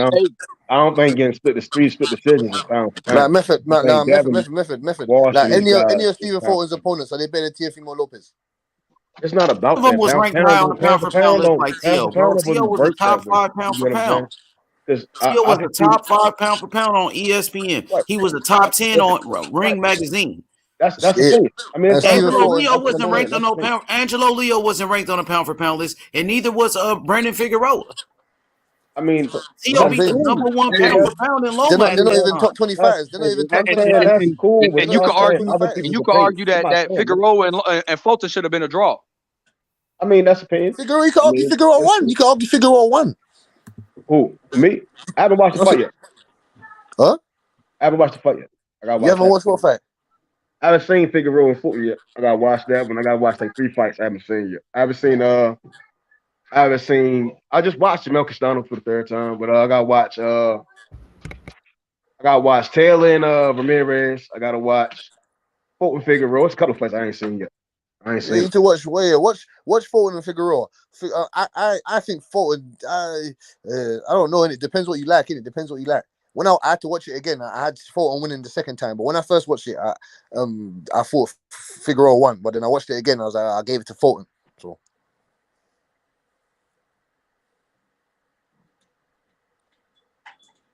Yeah, so Devin Haney beats George Kambosos. That would definitely put Devin Haney on the pound for pound list. Some people feel like that will put him on the top 5 pound for pound. I even heard somebody say Devin Haney could possibly be number 1 pound for pound. I heard somebody say that today. So he's gonna be on that motherfucker for damn show. No, I'm not saying he's not pound for pound if he beats Kambosos. If he fucking beats Kambosos twice and he fucking beats Lomachenko, 3 stages of hell, arguably he could be pound for pound. Yes. That's next year. You know what I'm saying? The Lomachenko ain't happening this year at all. I'm not guaranteeing. I'm not really focused on the Lomachenko fight. I don't expect Lomachenko to actually come back to boxing due to the state of He's Ukraine. coming back, man. You He's know, coming back, I man. don't He's know. coming back. He's coming back. Again, I don't know. I mean, he's not coming back this year. I'll say that much. I mean, I don't think that make any sense. You No, know, he fought the 2 fights. I think he's probably done for the year. If he missed out on this fight, I don't see him coming back this year. You know, if we're going based off that factual situation, you know, he could have fought Kambosos. He turned it down. You get what I'm saying? I don't think he's coming back this year at all. I think he's done. That's what I think he's done. He could have took the fight and took it. no. He ain't This done fight nowhere. for Kambosos and Devin Haney is so big for the sport of boxing. Devin Haney has set the tone for the rest of the fighters. The kid took a massive pay cut to go fight for legacy. You know what I mean? This is what it's all about right here. This is what the greatness is. This is what the greatness is. Traveling the world to go fight for the world titles, to become undisputed. You know what I mean?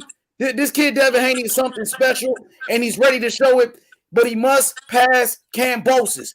Devin Haney, he cannot overlook George Kambosos. Don't worry about Loma. Don't think about Tio. Don't think about nobody else but Kambosos. One step at a time. Kambosos is a tough fighter with tremendous heart. Kambosos is a warrior, and he's a true champion. He's a true champion. So Devin Haney must get past Kambosos, God willing, inshallah, and he brings the belts back to America. It's Haney time.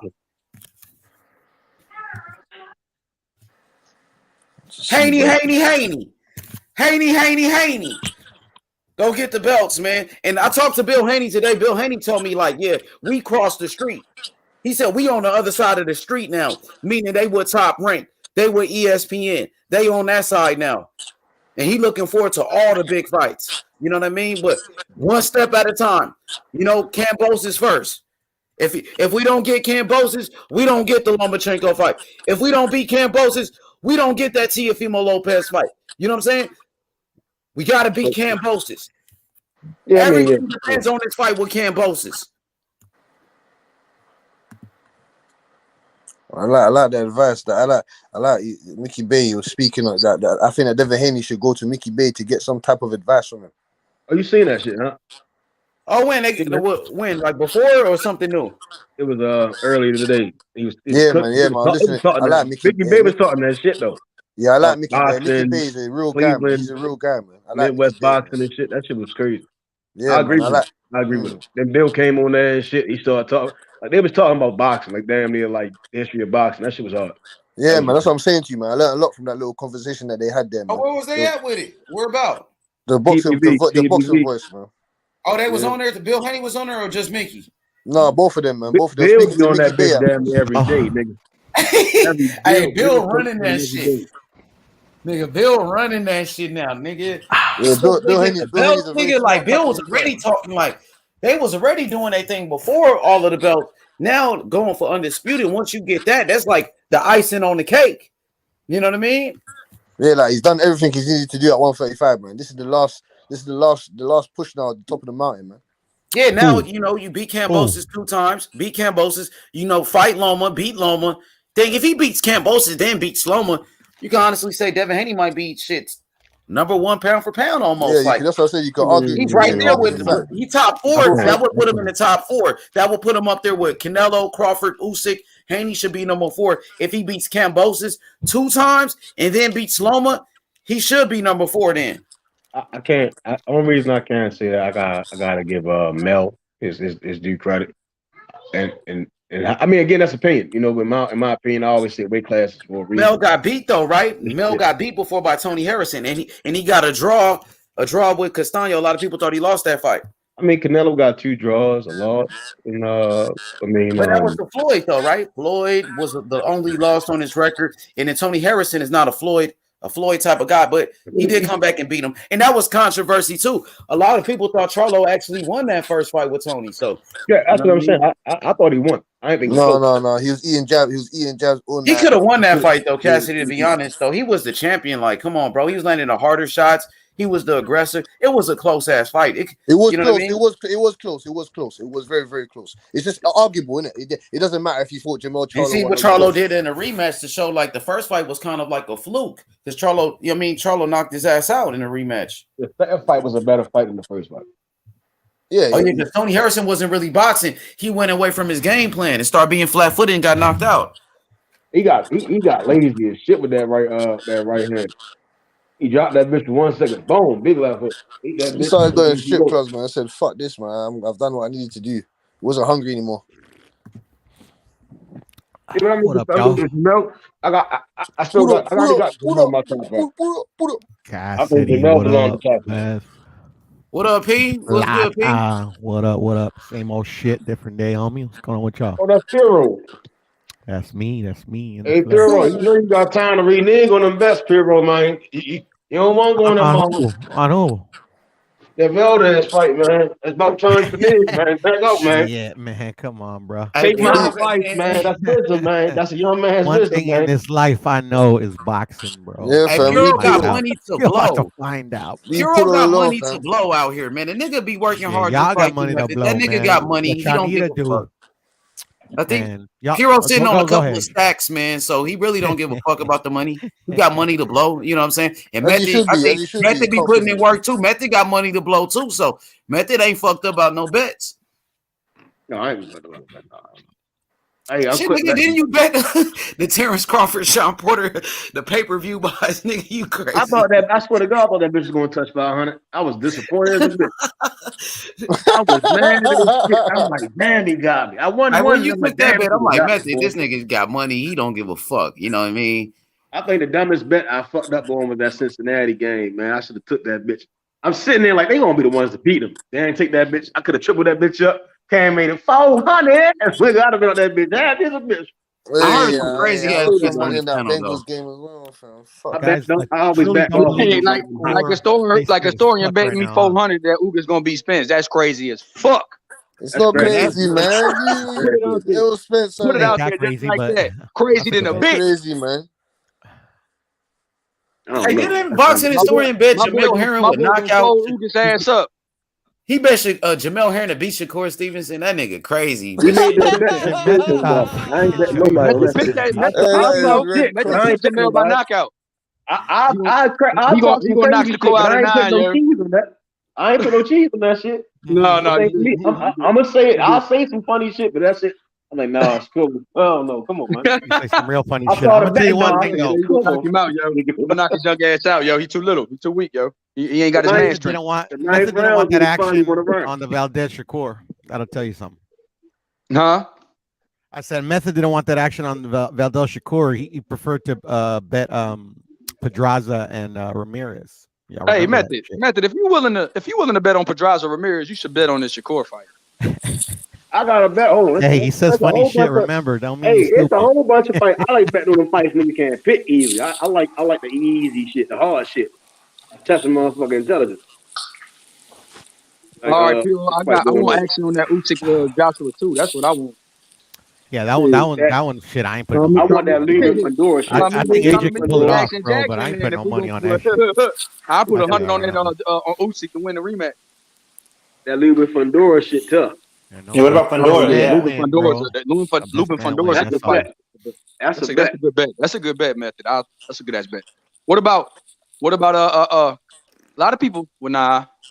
Damn, if it was Charlo Munguia, I would have bet the shit out of that. I would have to go. I'll bet Munguia. I wouldn't have bet that one either. Yeah, I bet Munguia, So I can go to Rosarita.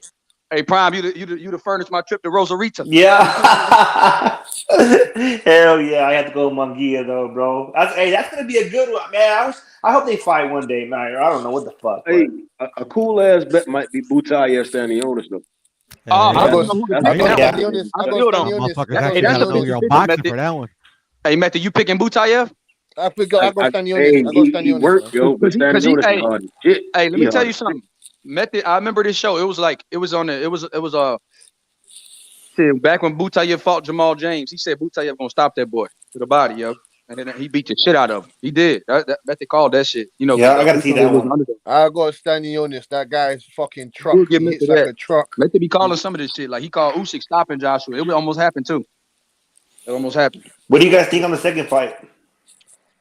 Man, Usyk is gonna do the same fucking thing. Box rings around Anthony Joshua. He's got no dog in him. He ain't got no shit. No, nothing. He got no boxing. You He's guys not don't using think his that? boxing ability. We'll see. Yeah. You don't think that AJ's gonna, come to the drawing board and is gonna, No.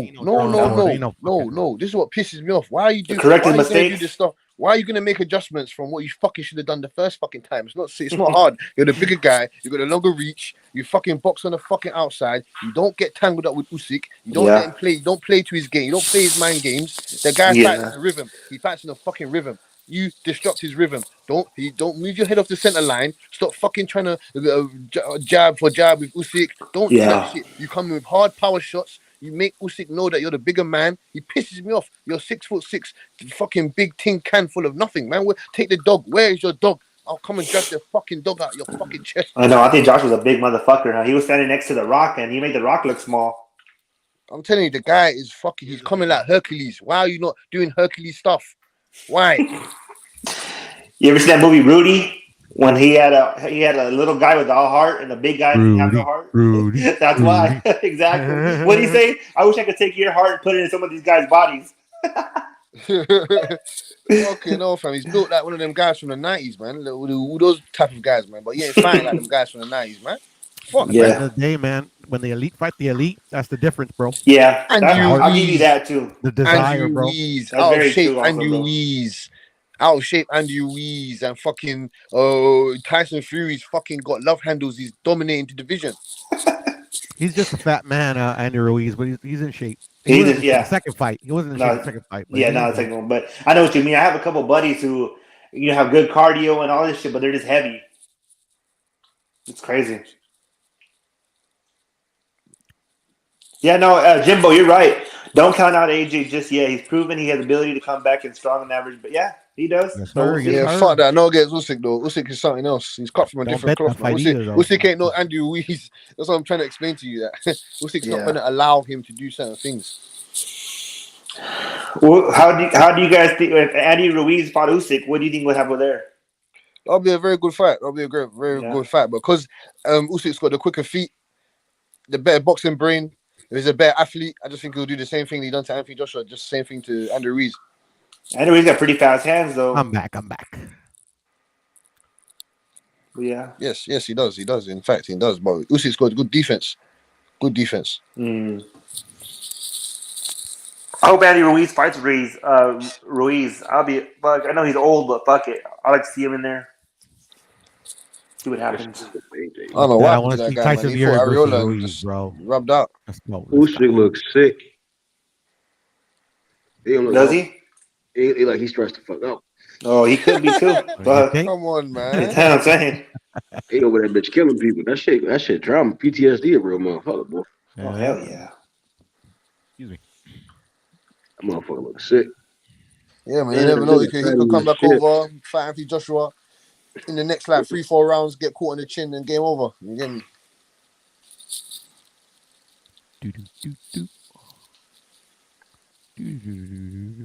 Lubin doesn't have a chin. I mean, Lubin do got a chin. He can't take flush punches too many times. Lubin ain't got no chin, man. Lubin ain't got no. Chris Rock's got a better chin than Lubin. Hey, Chris Rock took that. He got a chin. Yeah, Chris Rock's got a chin, fam. Jamel Charlo knocked him out. I mean, Gachet just put what's his name? Tim Zoo on his ass. Come on, Method, man. And what's his name? Rosario. You said Tim Zoo done him after that, though. I mean, he ain't do shit. He beat this shit. He beat this shit out of him, fam. Shit, like that, boy. He was all smothering his punches and shit. He beat the shit out of him. He all right. He gonna get knocked out soon. I don't think much of him. He all right. He's got some stuff to work on, but he's a threat though. He's a threat. I mean, for Gachet, I'm shit. I thought Gachet was gonna knock his ass out. No, he didn't. He almost got a simple ass about it. He want to smother his punches. GOB 2 former champions already. How many champions have Haney fought? He said 2 former champions. They beat 3 former champions. I mean, Kambosos, he fought 2 former champions. Well, he's saying the reason. Theo when he said beat former champions, Theo took their belt. Yeah. Yeah, when he said that, he means because Coleman had a belt when T.O. beat him, and Lomachenko had belts when T.O. beat him. He's saying who was a reigning champion when he beat him. Oh shit! I mean, Devin ain't and that opportunity to fight any reigning champ. I mean, Now Bob he just about to said fight a reigning champ, so he was the that shit wrong gonna be done. promoter. Everybody flaming the shit out Eddie Hearn right now. Eddie Hearn is in the doghouse. He worrying about 80 Taylors and Canelos and shit. He need to be worrying Why is about he the in the future of doghouse? boxing. What do you do? What do you He's do? not worried about the future of boxing. You just can't. Like you can't focus on like Katie Taylor like 35, 36. Canelo, he What are you like talking about, Method? He 100 didn't get in the in way, boxing bro. years. Method, He you're Canelo got in forgetting the like though, way. man. What if he got Method, Devin's you're way, forgetting bro? though, Got man. him another fight. Eddie Hearn is learning. This nigga's learning on the He did job, his man. job. This guy's learning on his Eddie job. Hearn is enough He's for 30, he's 30, 40 years younger than all these Bob Arams, Frank Warrens. Do you understand? Bob Erm don't Fuck really Eddie do much Hearn no too, more though. though. Yo. Bob Erm's sitting on the shelf. He just over there. He just take all the heat. It's other motherfuckers orchestrating the top rank, bro. And Al Heyman, he the mind, but Al Heyman, he already got this shit set up too. You see what I'm saying? You know, with Eddie Hearn, Fuck I Bob Arum too. don't know, man. There's no reason they should have lost to Devin. They lost too many fights. Like all these big ass fights, the You zone know ain't who's in got. the doghouse? You know who's in the doghouse, Method? You gotta see Adrian Broner. You see some crazy shit. Nah, man. Oscar De La Coca. He's in the fucking Oscar doghouse, De man. La Hoya. He's Yep, he's losing all I his fucking agree. fighters. Yeah. He's losing all his He's fighters. fucking He's about fucking to lose Oscar his De La company. Coca. Watch. He's losing all I his fighters. guarantee it. He's in the doghouse. It's conjoined with the zone though. You get what I'm saying? Like the zone fucking up because they the ones doing business with Golden Boy. The zone. Both of He's them the one. taking it. No. He's Nah, the one that it had fucked up the nothing to do with Mongia. fucking He's the one that fucked up the Mongia Matchroom. fight. He's the one that fucked up. For the zone. I mean, the first thing he said is my partner's the zone, and they want to Yeah, get that's on him. the That's end. him. That's And nothing the to do with the zone already zone. said that That's nothing to do with the they didn't zone. want That's that him. fight. That's him. That's They didn't nothing to want do with that the zone. fight. Why? Who said? Who told him to say? Oh yeah, I need the zone to be a part of this promotion. They're the ones that helped me push Mungia. Yeah, fuck that shit. What are you talking about? I think he took the hit, but I don't believe that was his idea. Yo. I don't think the zone. It was his idea, bro. It was. It was. I don't know. I see a Spanish outlet interview Shit, today I don't of know, man. Mungia. How he's been I moving with see a all the Spanish other outlet fighters, of bro. today of Clear as day to Mungia's me, team bro. talking. Fuck Oscar De La Hoya. Fuck that guy. Y'all think Virgil Ortiz, Zerto Ramirez, and Munguia and bad hits? Yeah, they need to run away from him right now. They need to run away from Oscar De La Coca right now. They're about to sue him, I guarantee you. Look at Zoldo. What's Zoldo doing next? He fucked up. Cruiserweight. What's Makabu. Mungia doing next? Makabu. Makabu not gonna fight that nigga, man. Makabu Why looking not? at What? he Do you looking at think he Don looking King? at Do you this think Don King's Makabu stupid? looking Don at the King is not December down. fight. Fighters Makabu fight. gonna Fucking method. We'll get him in gonna fight there. a no Shit. name and then he gonna wait for Canelo, man. He ain't fighting. Yes, that's what I'm saying to you. It's Shit, not man. Don King is not allowing Mukabu to get in there. Zordo. Yes. He knows what's gonna happen. Makabu is fighting Zurdo Ramirez. We'll have to see in it. We'll have to see. That cheese ain't no cheese to make him turn down. There's plenty of cheese. He gonna Bro. take the Plenty of Canelo fight and cheese. retire. Plenty Or of cheese, Gouda, John fucking Ross. Jack, all the kind, any kind you want. I'm telling you, fam. Don King promised Makabu that fucking Canelo fight. He's gonna deliver it to him. I'm telling you. Oh shit! He promised a lot of motherfuckers a lot of things. That's why you only got one fighter, bro. Two. Excuse me. But he's still the best promoter. He's still the best promoter ever to live on this planet. He was. I miss him. I miss when he used to have all the big fights. Yeah, Don King. He made all the fights happen. I don't know, man. I don't know, man. It's been some great promoters though. He up there though. Don King up there. That's like saying who the greatest trainer of all time. It's a couple of great trainers, bro. It's been some great promoters. Whether it was a Don King, it was somebody who was putting on them Ali fights and all them. That motherfucker deserved a gold medal. That motherfucker had them boys coming. But it didn't come out. Don King is a boss, man. I'm telling you, man. Yeah, for he 80 was a boss, Cassie. He was. He's holding on to threads, but it is what it is. Yeah, he was, innit? You get me? He's not in his prime time anymore, man. You get me? He was. I just give him credit for giving us certain fights. So he wanted Tyson fights, all of them. Fights. He gave us all of them, Cassie. Everything. He gave us all of them. I wasn't born yet to know all that. Or I wasn't. I was young as shit. I ain't get to never was I, fam. Never was I, but I just do my history. Well, I didn't see the old ones, but you know, he gave us all the Chavez fights, all the Tyson fights. Who else he had under his stable? I think he had B-Hop. Damn. Yeah, he had B-Hop on one stage. Yeah, man. He had B-Hop on one stage. He had the killers. He had everybody. He was sending them boys on hits. Go get him. Get him up out of here. Pretty much, Don King and Bob Arum ran boxing in those days. It's too many promoters nowadays. Too many promoters. Too many networks. Too much going on. I agree, bro. Get rid of those fucking stupid ass promoters. Fuck the promoters. Fuck them. Get a lawyer. Each Plata does a way better job of promoting these fucking fights anyway. Shit, they better all come to YouTube. Shit, give them every fan who talk. Why you think they here, man? They're trying to fucking, claw, because they know they gone. They're relics. They're just trying to milk the system or milk the fighters for as much as they can until they can. Yeah, it don't take no damn promotional company to make no goddamn fight. We seen that with Sugar Ray Leonard. We used to. Yeah, back in the day. That was before the internet, YouTube. Oh yeah, shit. Social media changed everything. Yeah, you can really interact with these fighters. You can get on that page, comment them. Hey, we want to see you fight this guy. And that it's changed. Fans willing to put the money up. There's way more money. I wouldn't say way more money, but there's a lot of money on the table in boxing nowadays. That's what see with UFC and shit. What's his name? What's that motherfucker? Dana White. He losing a lot of money.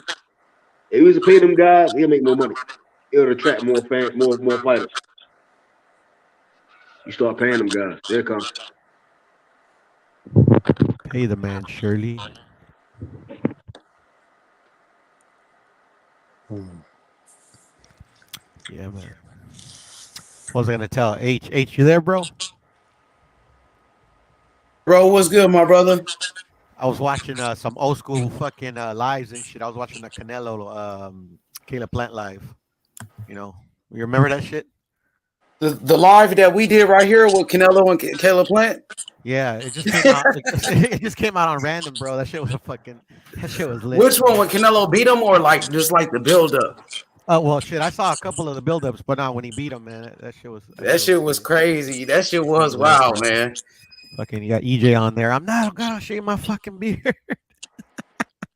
The aftermath of that Tyson Fury Wilder one, that shit was crazy. Like the whole week, it was crazy. You know what I'm saying? And even the Tio when Tio lost, but I didn't go in on Tio because I was fucking with Tio and shit. So we really, you know what I mean? We didn't go in on him like how we did Caleb Plant. You know what I'm saying? But it is what it is. You know what I'm saying? I was fucking with Tio, and I wasn't going to just shit on the kid because he lost the fight. You know what I mean? Yeah, for sure. What was I gonna tell you? Shit, I kind of missed the Deontay days. Oh man, the Deontay Tyson Fury days was crazy. Yeah, they were. They were The Torquenator. That's what I'm thinking is what Haney and Kambosos fight got potential to kind of be like that a little bit with the back and forth, or we could try to promote it like Wilder and Fury. You know what I mean? There's two of them bitches, man. There's two of them. That bitches. shit was organic though. That was the beauty of it. Kind of like lightning in a bottle. You got fucking. It was just like fucking perfect storm. It was nothing like Wilder and Fury getting those two together, nigga. That should be fireworks. But I think Haney and Kambosos got potential, bro, and we gonna see at the press conference. The press conference gonna say it all. That's what I'm thinking. The press conference gonna be that shit gonna be crazy. What press conference? Devin Haney and Kambosos. I have a feeling Kambosos is gonna say, "Oh, Devin Haney, you're not a real champion. You didn't fight for your belts. Bring all of that shit up." I think Devin Haney gonna say, "Oh, you've been ducking me. You tried to avoid me. You got forced into this fight. You really wanted Loma." I could see all of that shit going on. You know what I'm saying? I don't know. I don't think you never know. You never know. I say at this point, everything's been said, bro. They just fucking say a couple of but this Devin Haney coming out party, like he finally gets the opportunity. I think Devin Haney really gonna, let his nuts hang on this one.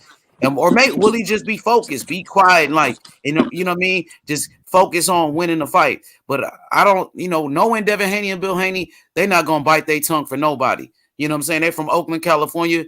And they gonna talk they shit. If Kambosos try it, they're gonna be back and forth. It's gonna be bad blood. And you could talk about so many different things with the fight, the belts. You could talk about the undisputed pound for pound, whatever. And even like yesterday, I brought it up a couple times. Like even the whole race thing. Like I think that has something to do with this fight. Like no matter how you look at this fight, it is black and white. Kambosos a white man, Devin Haney a black man. You know what I mean? And even today, I was watching somebody's channel. Shout out to BFTB, and he was saying how he was talking about the black murderous row. He brought that up. You know what I'm saying? So I just think this got potential to be a crazy ass promotion for this fight. I think it has potential to be the biggest fight in boxing this year for me. That's what I'm thinking. I'm actually gonna say that Devin and Kambosos are kind of the similar color. I mean, definitely Kambosos is a lot lighter, but I'm just Devin Haney's the black man. Devin Haney's the black man. Kambosos is the white. Obviously, you know what I mean. Yeah, I got you. And I just think promoting the fight. Like I seen Conor McGregor promote his fight. And Floyd Mayweather promoted his fight with Conor McGregor like that. Don King did it with certain fights. So, I just think people, we gonna talk about all of this shit, leading up to this fight, everything.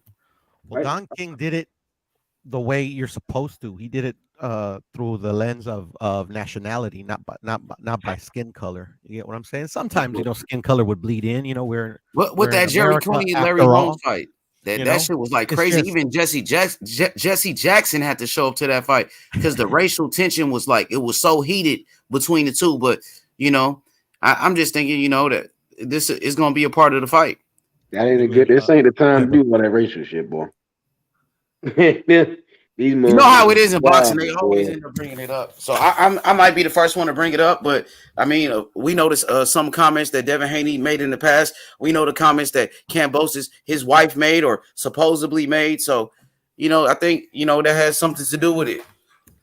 Honestly, it's all the only reason I don't let that shit go. It always go to people trying to belittle Devin. Especially with race. I don't really doing a race thing. Because in my opinion, and based on observation, the black man always gonna get like a short end on the totem pole, boy, and that ain't a lane to take at all. No matter what you can do 1,000 things right.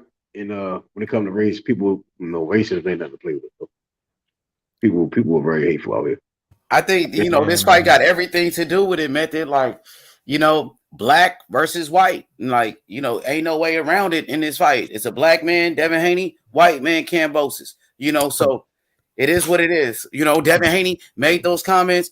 I hate to bring it up, but he did. Right. And I think it'll be a kind of like a part of the promotion, but I'm not going to, sit on it too much, I feel you, but that's where it started. That's where it ends, bro. It's like literally like 1 or 2 comments, bro. Like literally in this type of fight, you can just tell there's no racial motivation at all, bro. I don't feel what you think like between the fans though? How about with the fan bases? Nothing. I mean, you're gonna have the race baiting channels, to get clicks and to get views, but I mean, like, do I feel out in the streets like this is like, oh my god, like if you're going for Kambosos, you're against the brothers, or you get what I'm saying? I don't get none of that vibe. You get what I'm saying?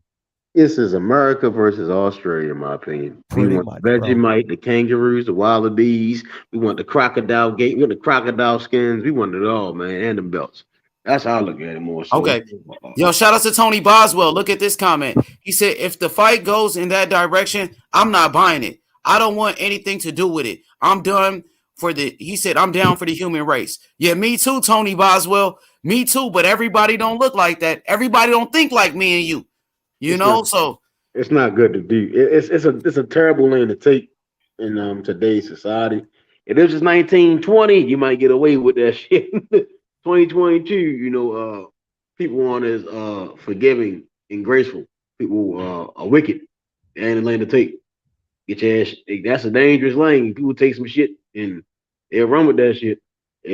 Especially when you not saying like racism is a tough topic. It's a very sentimental topic. People take shit and I don't know what nobody been through. You get what I'm saying? Especially when it comes to black folk.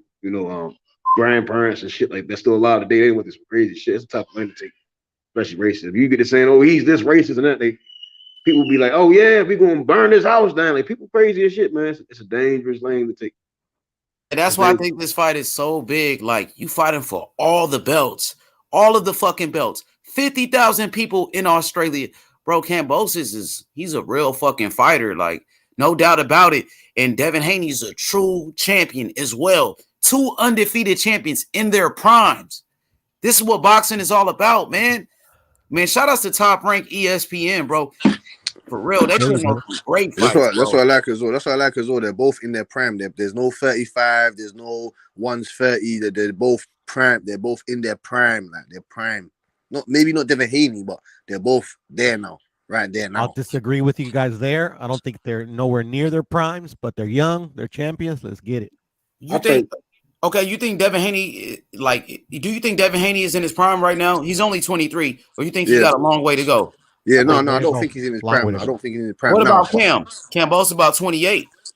Yeah, he's in his prime right now. I don't think he has as long as Devin, to be honest, but I mean, he's still, he's still got. No, I don't see that. I don't see that for him. I think Devin is in his prime. He's coming into his prime. He's coming into not his even prime. in his physical prime. You get what I'm saying? Like he's like what? 24? Yeah. He ain't got his man body yet. I don't know. Devin looking big as shit right now. You stand next to Bill. He made Bill he's in his physical prime though. Bill ain't have no beard. He like a little ass boy. Yeah, but that's just good. They're looking after themselves. That's just good condition, isn't it? But he's not in his physical. Like he ain't gonna look like that when he's 29. When he's 28, 29, he's not gonna look like that. You get what I'm saying? Yeah, man. Like Canelo, he's in his prime. It's America versus Australia. Couple more years is only downhill for Canelo. But Pudo, you know prime. But he's in his physical prime.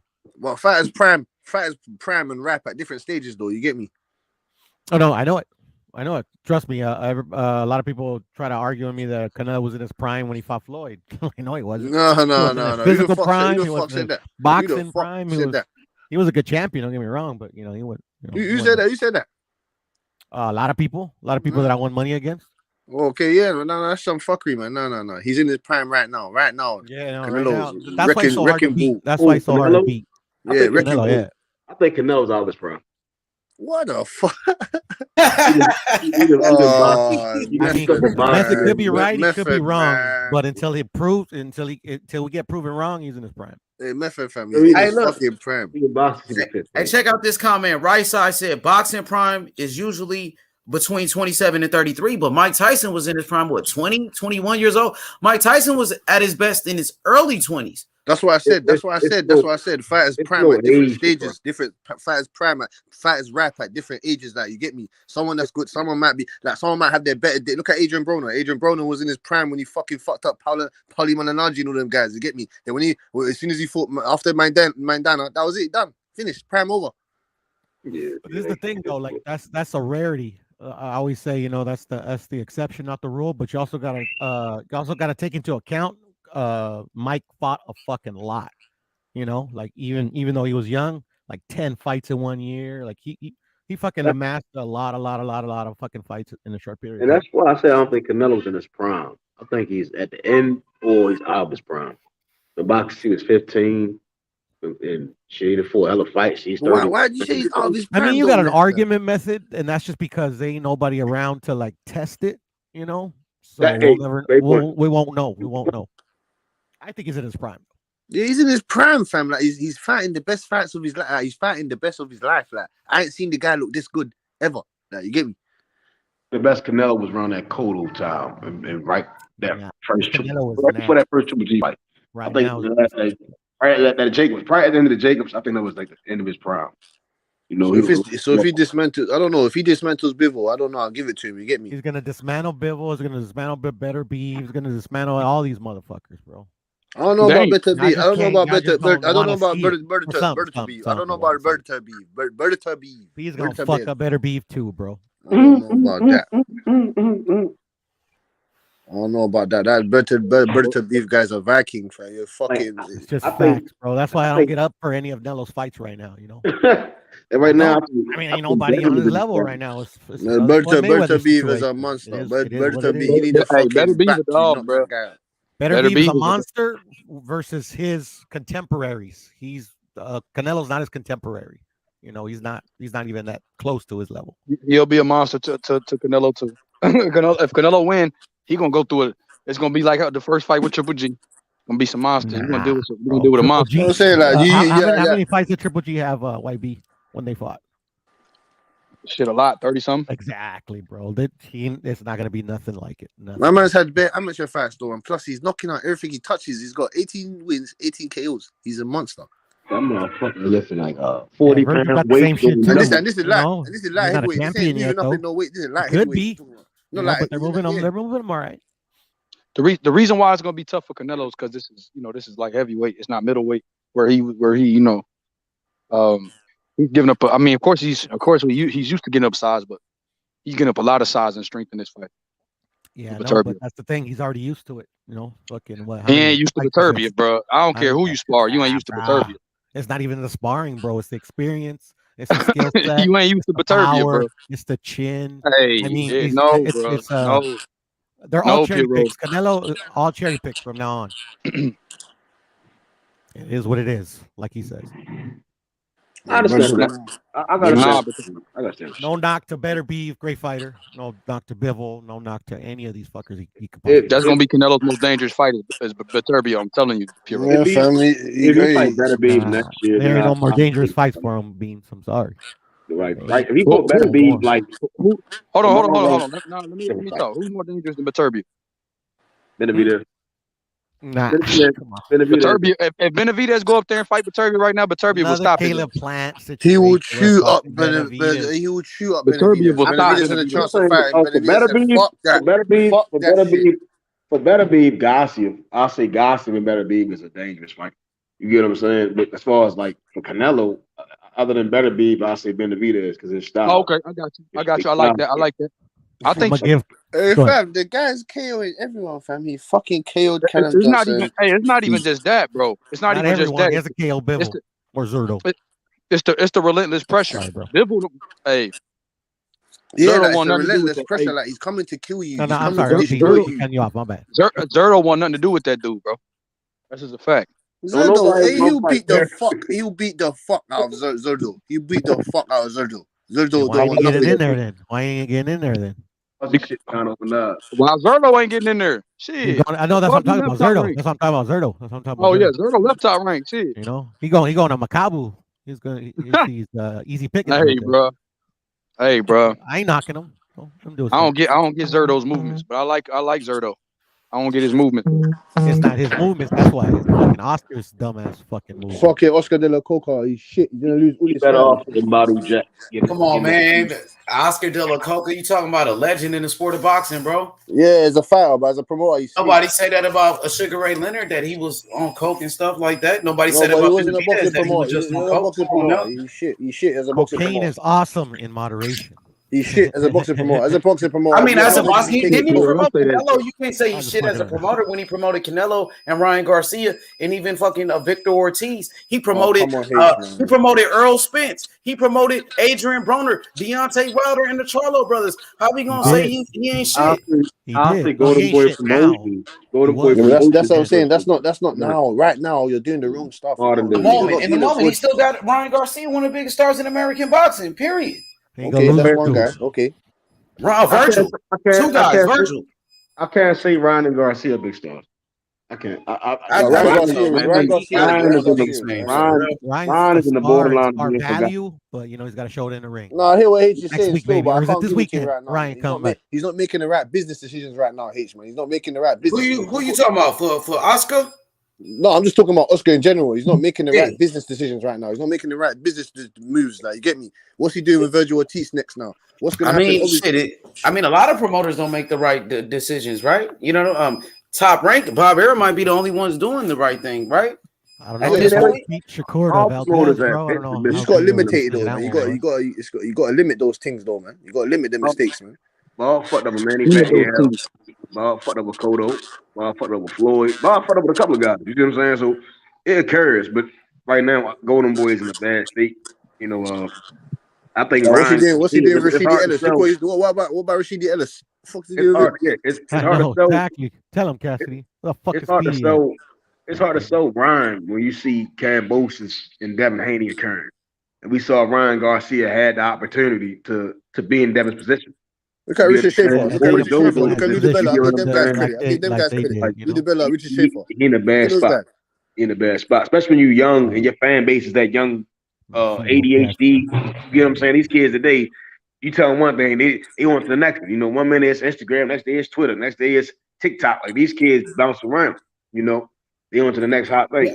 Yeah, I So heard Richard bullshit. Schaefer was doing most of the work for Golden Boy anyway. So when Golden He Boy always was at been. his peak, Yes, sir. it was Richard Yeah, he Schaefer was pushing. there. Exactly, always he was been. pushing the truck. He was pushing the truck. Oscar De La Hoya had his fucking feet up.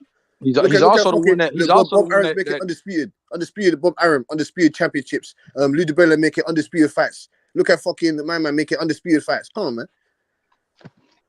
Richard Schaefer also the one that gave that swung that shit to where Al Heyman got all the old Golden Boy fighters. Yeah. Yeah, Like man. right now, the biggest fight right That's why now he got is suspended. right now. I think Ugas Earl is the biggest fight of the year. And Al Heyman, look at Al Heyman. Al Heyman's trying to make Shakur undisputed with Valdez is the only one I Al care Heyman's about. trying to make Ugas and Earl is Espinosa. what? Ugas Biggest and Earl is fight. what? Memphis? That's the biggest fight currently. Oh yeah. I understand the Katie Taylor, Amanda Serrano, like it's undisputed, but it's not. It's like WBA. It's like the NCAA women's finals. You get what I'm Yeah, saying? that's a big fight, but it's not It's a no hard respect pass. for You Ugas, get what man. I'm saying? When you got Earl Ugas fight and you got Valdez Shakur fight, you got Devin the Kambosos fight. It's just too many big fights. Like shit, even Butai. No disrespect, but Butai Stanley is a better fight than Katie Taylor and Amanda Serrano. And I don't want to talk about misogynist, but like those two guys are gonna get in that bitch and rumble. You get what I'm saying? Skills on skills, power on power. You know, even Keyshawn Davidson making a walkthrough is bigger than Katie Taylor and Amanda Serrano. Now, as far as history, they're making history. But when it comes down to like, I need to go see Keyshawn Davis fight. I gotta see how great he is. You get what I'm saying? Like that's the difference between men's boxing and women's boxing. You know. Well, Serrano and Taylor gonna sell out Madison Square Garden though, the big room. They gonna put 17. They gonna put 18,000 in there. Keyshawn ain't gonna put no 18,000 in there. Yeah, but just because look at Jake Paul though, man. He's promoting that shit. Jake Paul can go on his Keyshawn ain't social putting no media right now 18,000 and no motherfucking so work. around on that. You get me? Keyshawn be lucky to get 5,000 people in you in a fight, even though he's a great fighter. I'm saying he fight on that Shakur card. I'm kind of saying that they both fight on the same day, right? It's like he's gonna be on that Shakur undercard with Valdez? Yeah, they put him on the Shakur card. Yeah. Oh hell yeah. You kind of feel what I'm saying? Like it's more that's so. That's a stacked ass card. If you got Keyshawn and Shakur, you seeing and Valdez, you seeing talents, bro. And it's still more names to come. Like, I can expect Jared Anderson to be on there, probably. You get what I'm saying? Like they going to stack. You get what I'm saying? And that's not even a pay-per-view fight. The Devin Haney going to be the pay-per-view fight of the year. You get what I'm saying? So it's like when it comes down to like fans, like again, us man, we don't look at like, oh, I need to go study with women boxing. We train them, we get them our advice, but we seen Clarissa when she around Floyd. You get what I'm saying? It's damn near a total different vibe compared to when we see the men around Floyd. Like they love Floyd, they respect Floyd, they want to study him, but at the same time, niggas want to beat him. Like I want to be better than him. You know, I want to be able to get in the ring and beat him. Whereas with the women, it's always that level of grace. You get what I'm saying? I think that's what kind of separates the women's boxing and men's boxing. It's a level of grace. Ain't no grace when we get up in the ring. It's annihilate and destroy.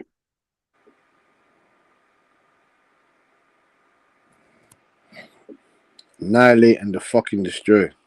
Yeah, real shit. We see women, we like, oh, which one of them got the biggest bra size? You get what I'm saying? Which one of the asses is fat? Like we always got it totally different. You get what I'm saying? When we like whip that motherfucker ass. I got 1,000 for this guy. With women, it's just doing like, damn, that was cool, you know. Then we want to like, all right, what's the best fights coming on? It's crazy. It's crazy how women's sports is totally different from men's sports. I mean, Ron. I don't know if Ron can know anything. He cool, but he in a bad position, you know. Like Tank and Rolly's a big ass fight compared to Ryan Garcia in Chicago. You know, That's what I'm Rolly. saying, fam. I don't understand, man. You get me? I just see other promoters making good movements, man. Bob Aaron's making Shakur Stevenson unification. You get me? Fucking Eddie Hearn's got Canelo Alvarez fighting this Bivol. Fucking Al Heyman's got Spence coming up with this, trying to get this unification. Lou DiBella is fucking making Kambosos unification. Pro Bellum, what's his name? Richard Schaefer's got Pro Bellum doing decent stuff over there, like with Regis and stuff like that.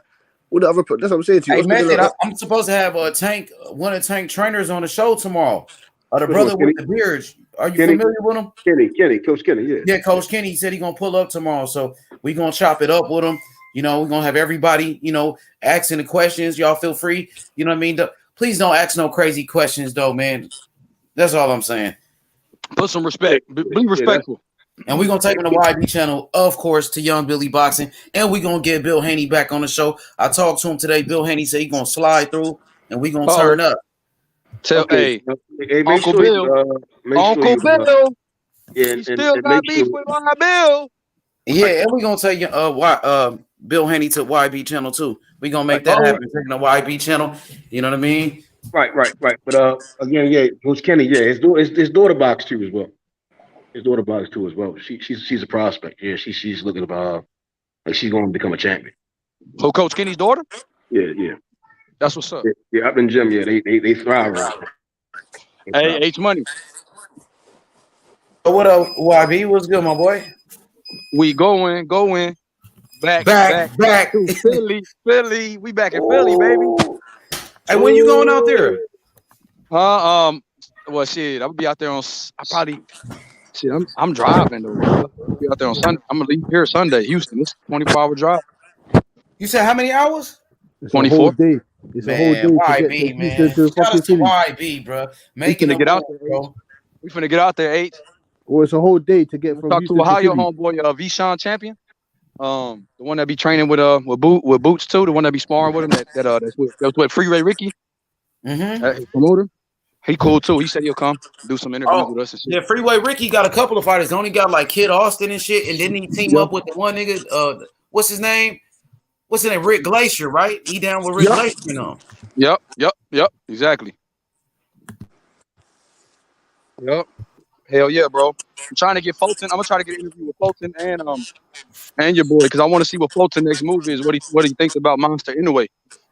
Hey, YB, you know they got another fighter from Philly that's pretty good. A light heavyweight. What's that dude name, man? Did he fight with the PBC? Good fighter. Southpaw, light heavyweight. He got golds in his mouth. Y'all know this cat?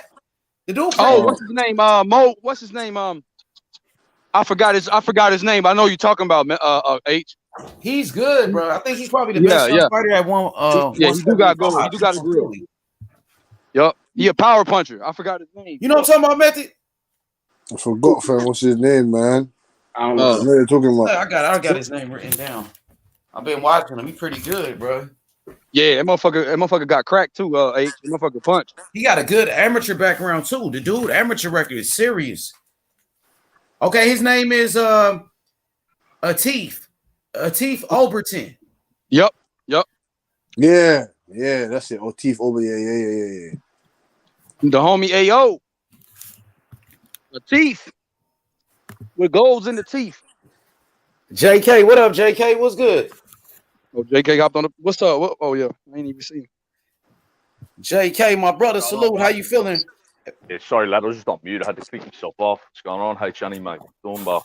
What's good, brother? How you feeling today? Going, bro. Not bad, lad. Pretty good, bro.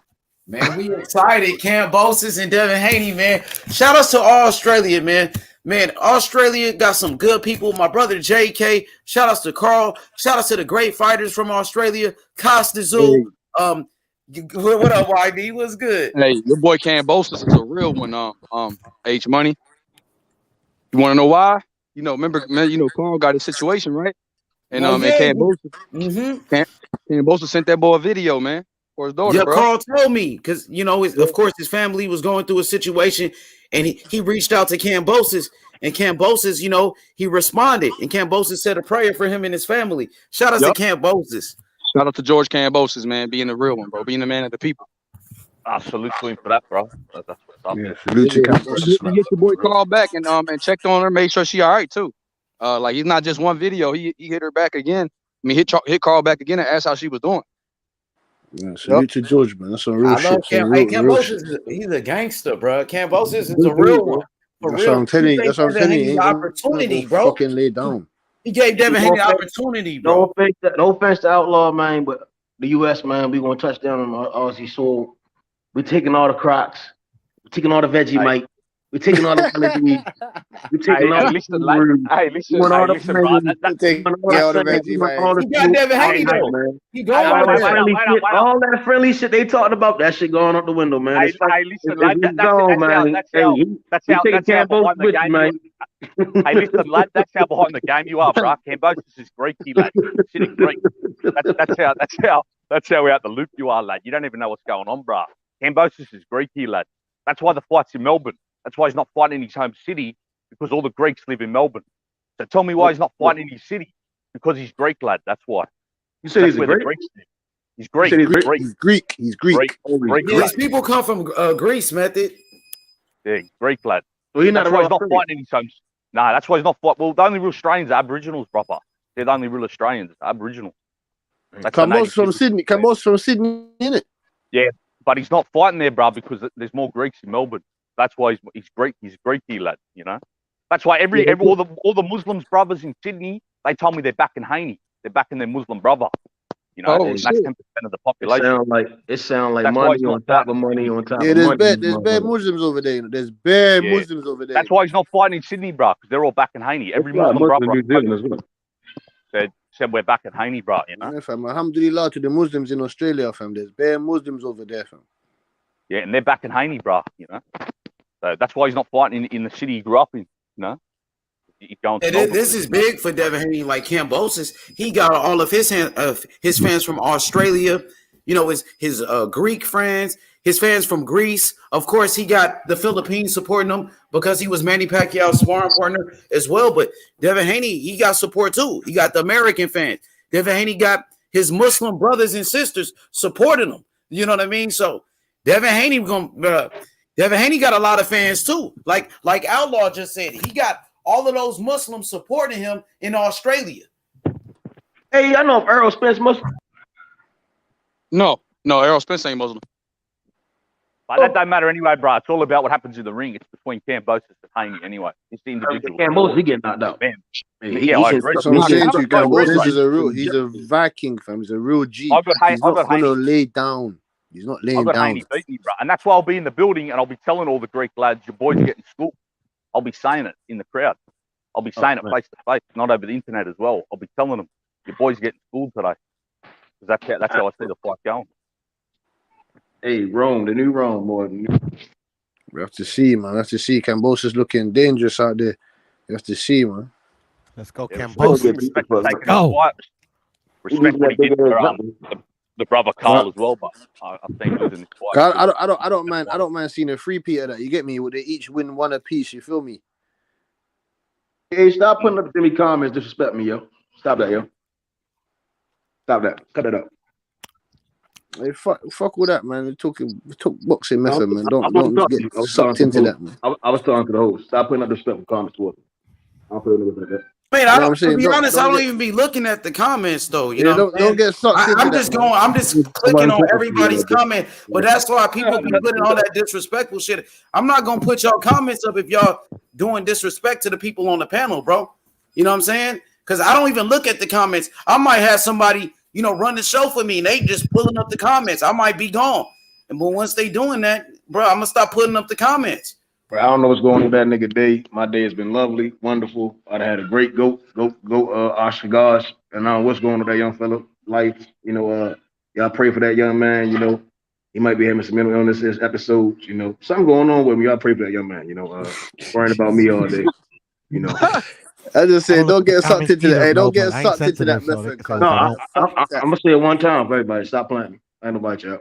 Hey, method, fam. Don't get sucked into that stupidness, man. You get me, man. Just grown ass man, kid.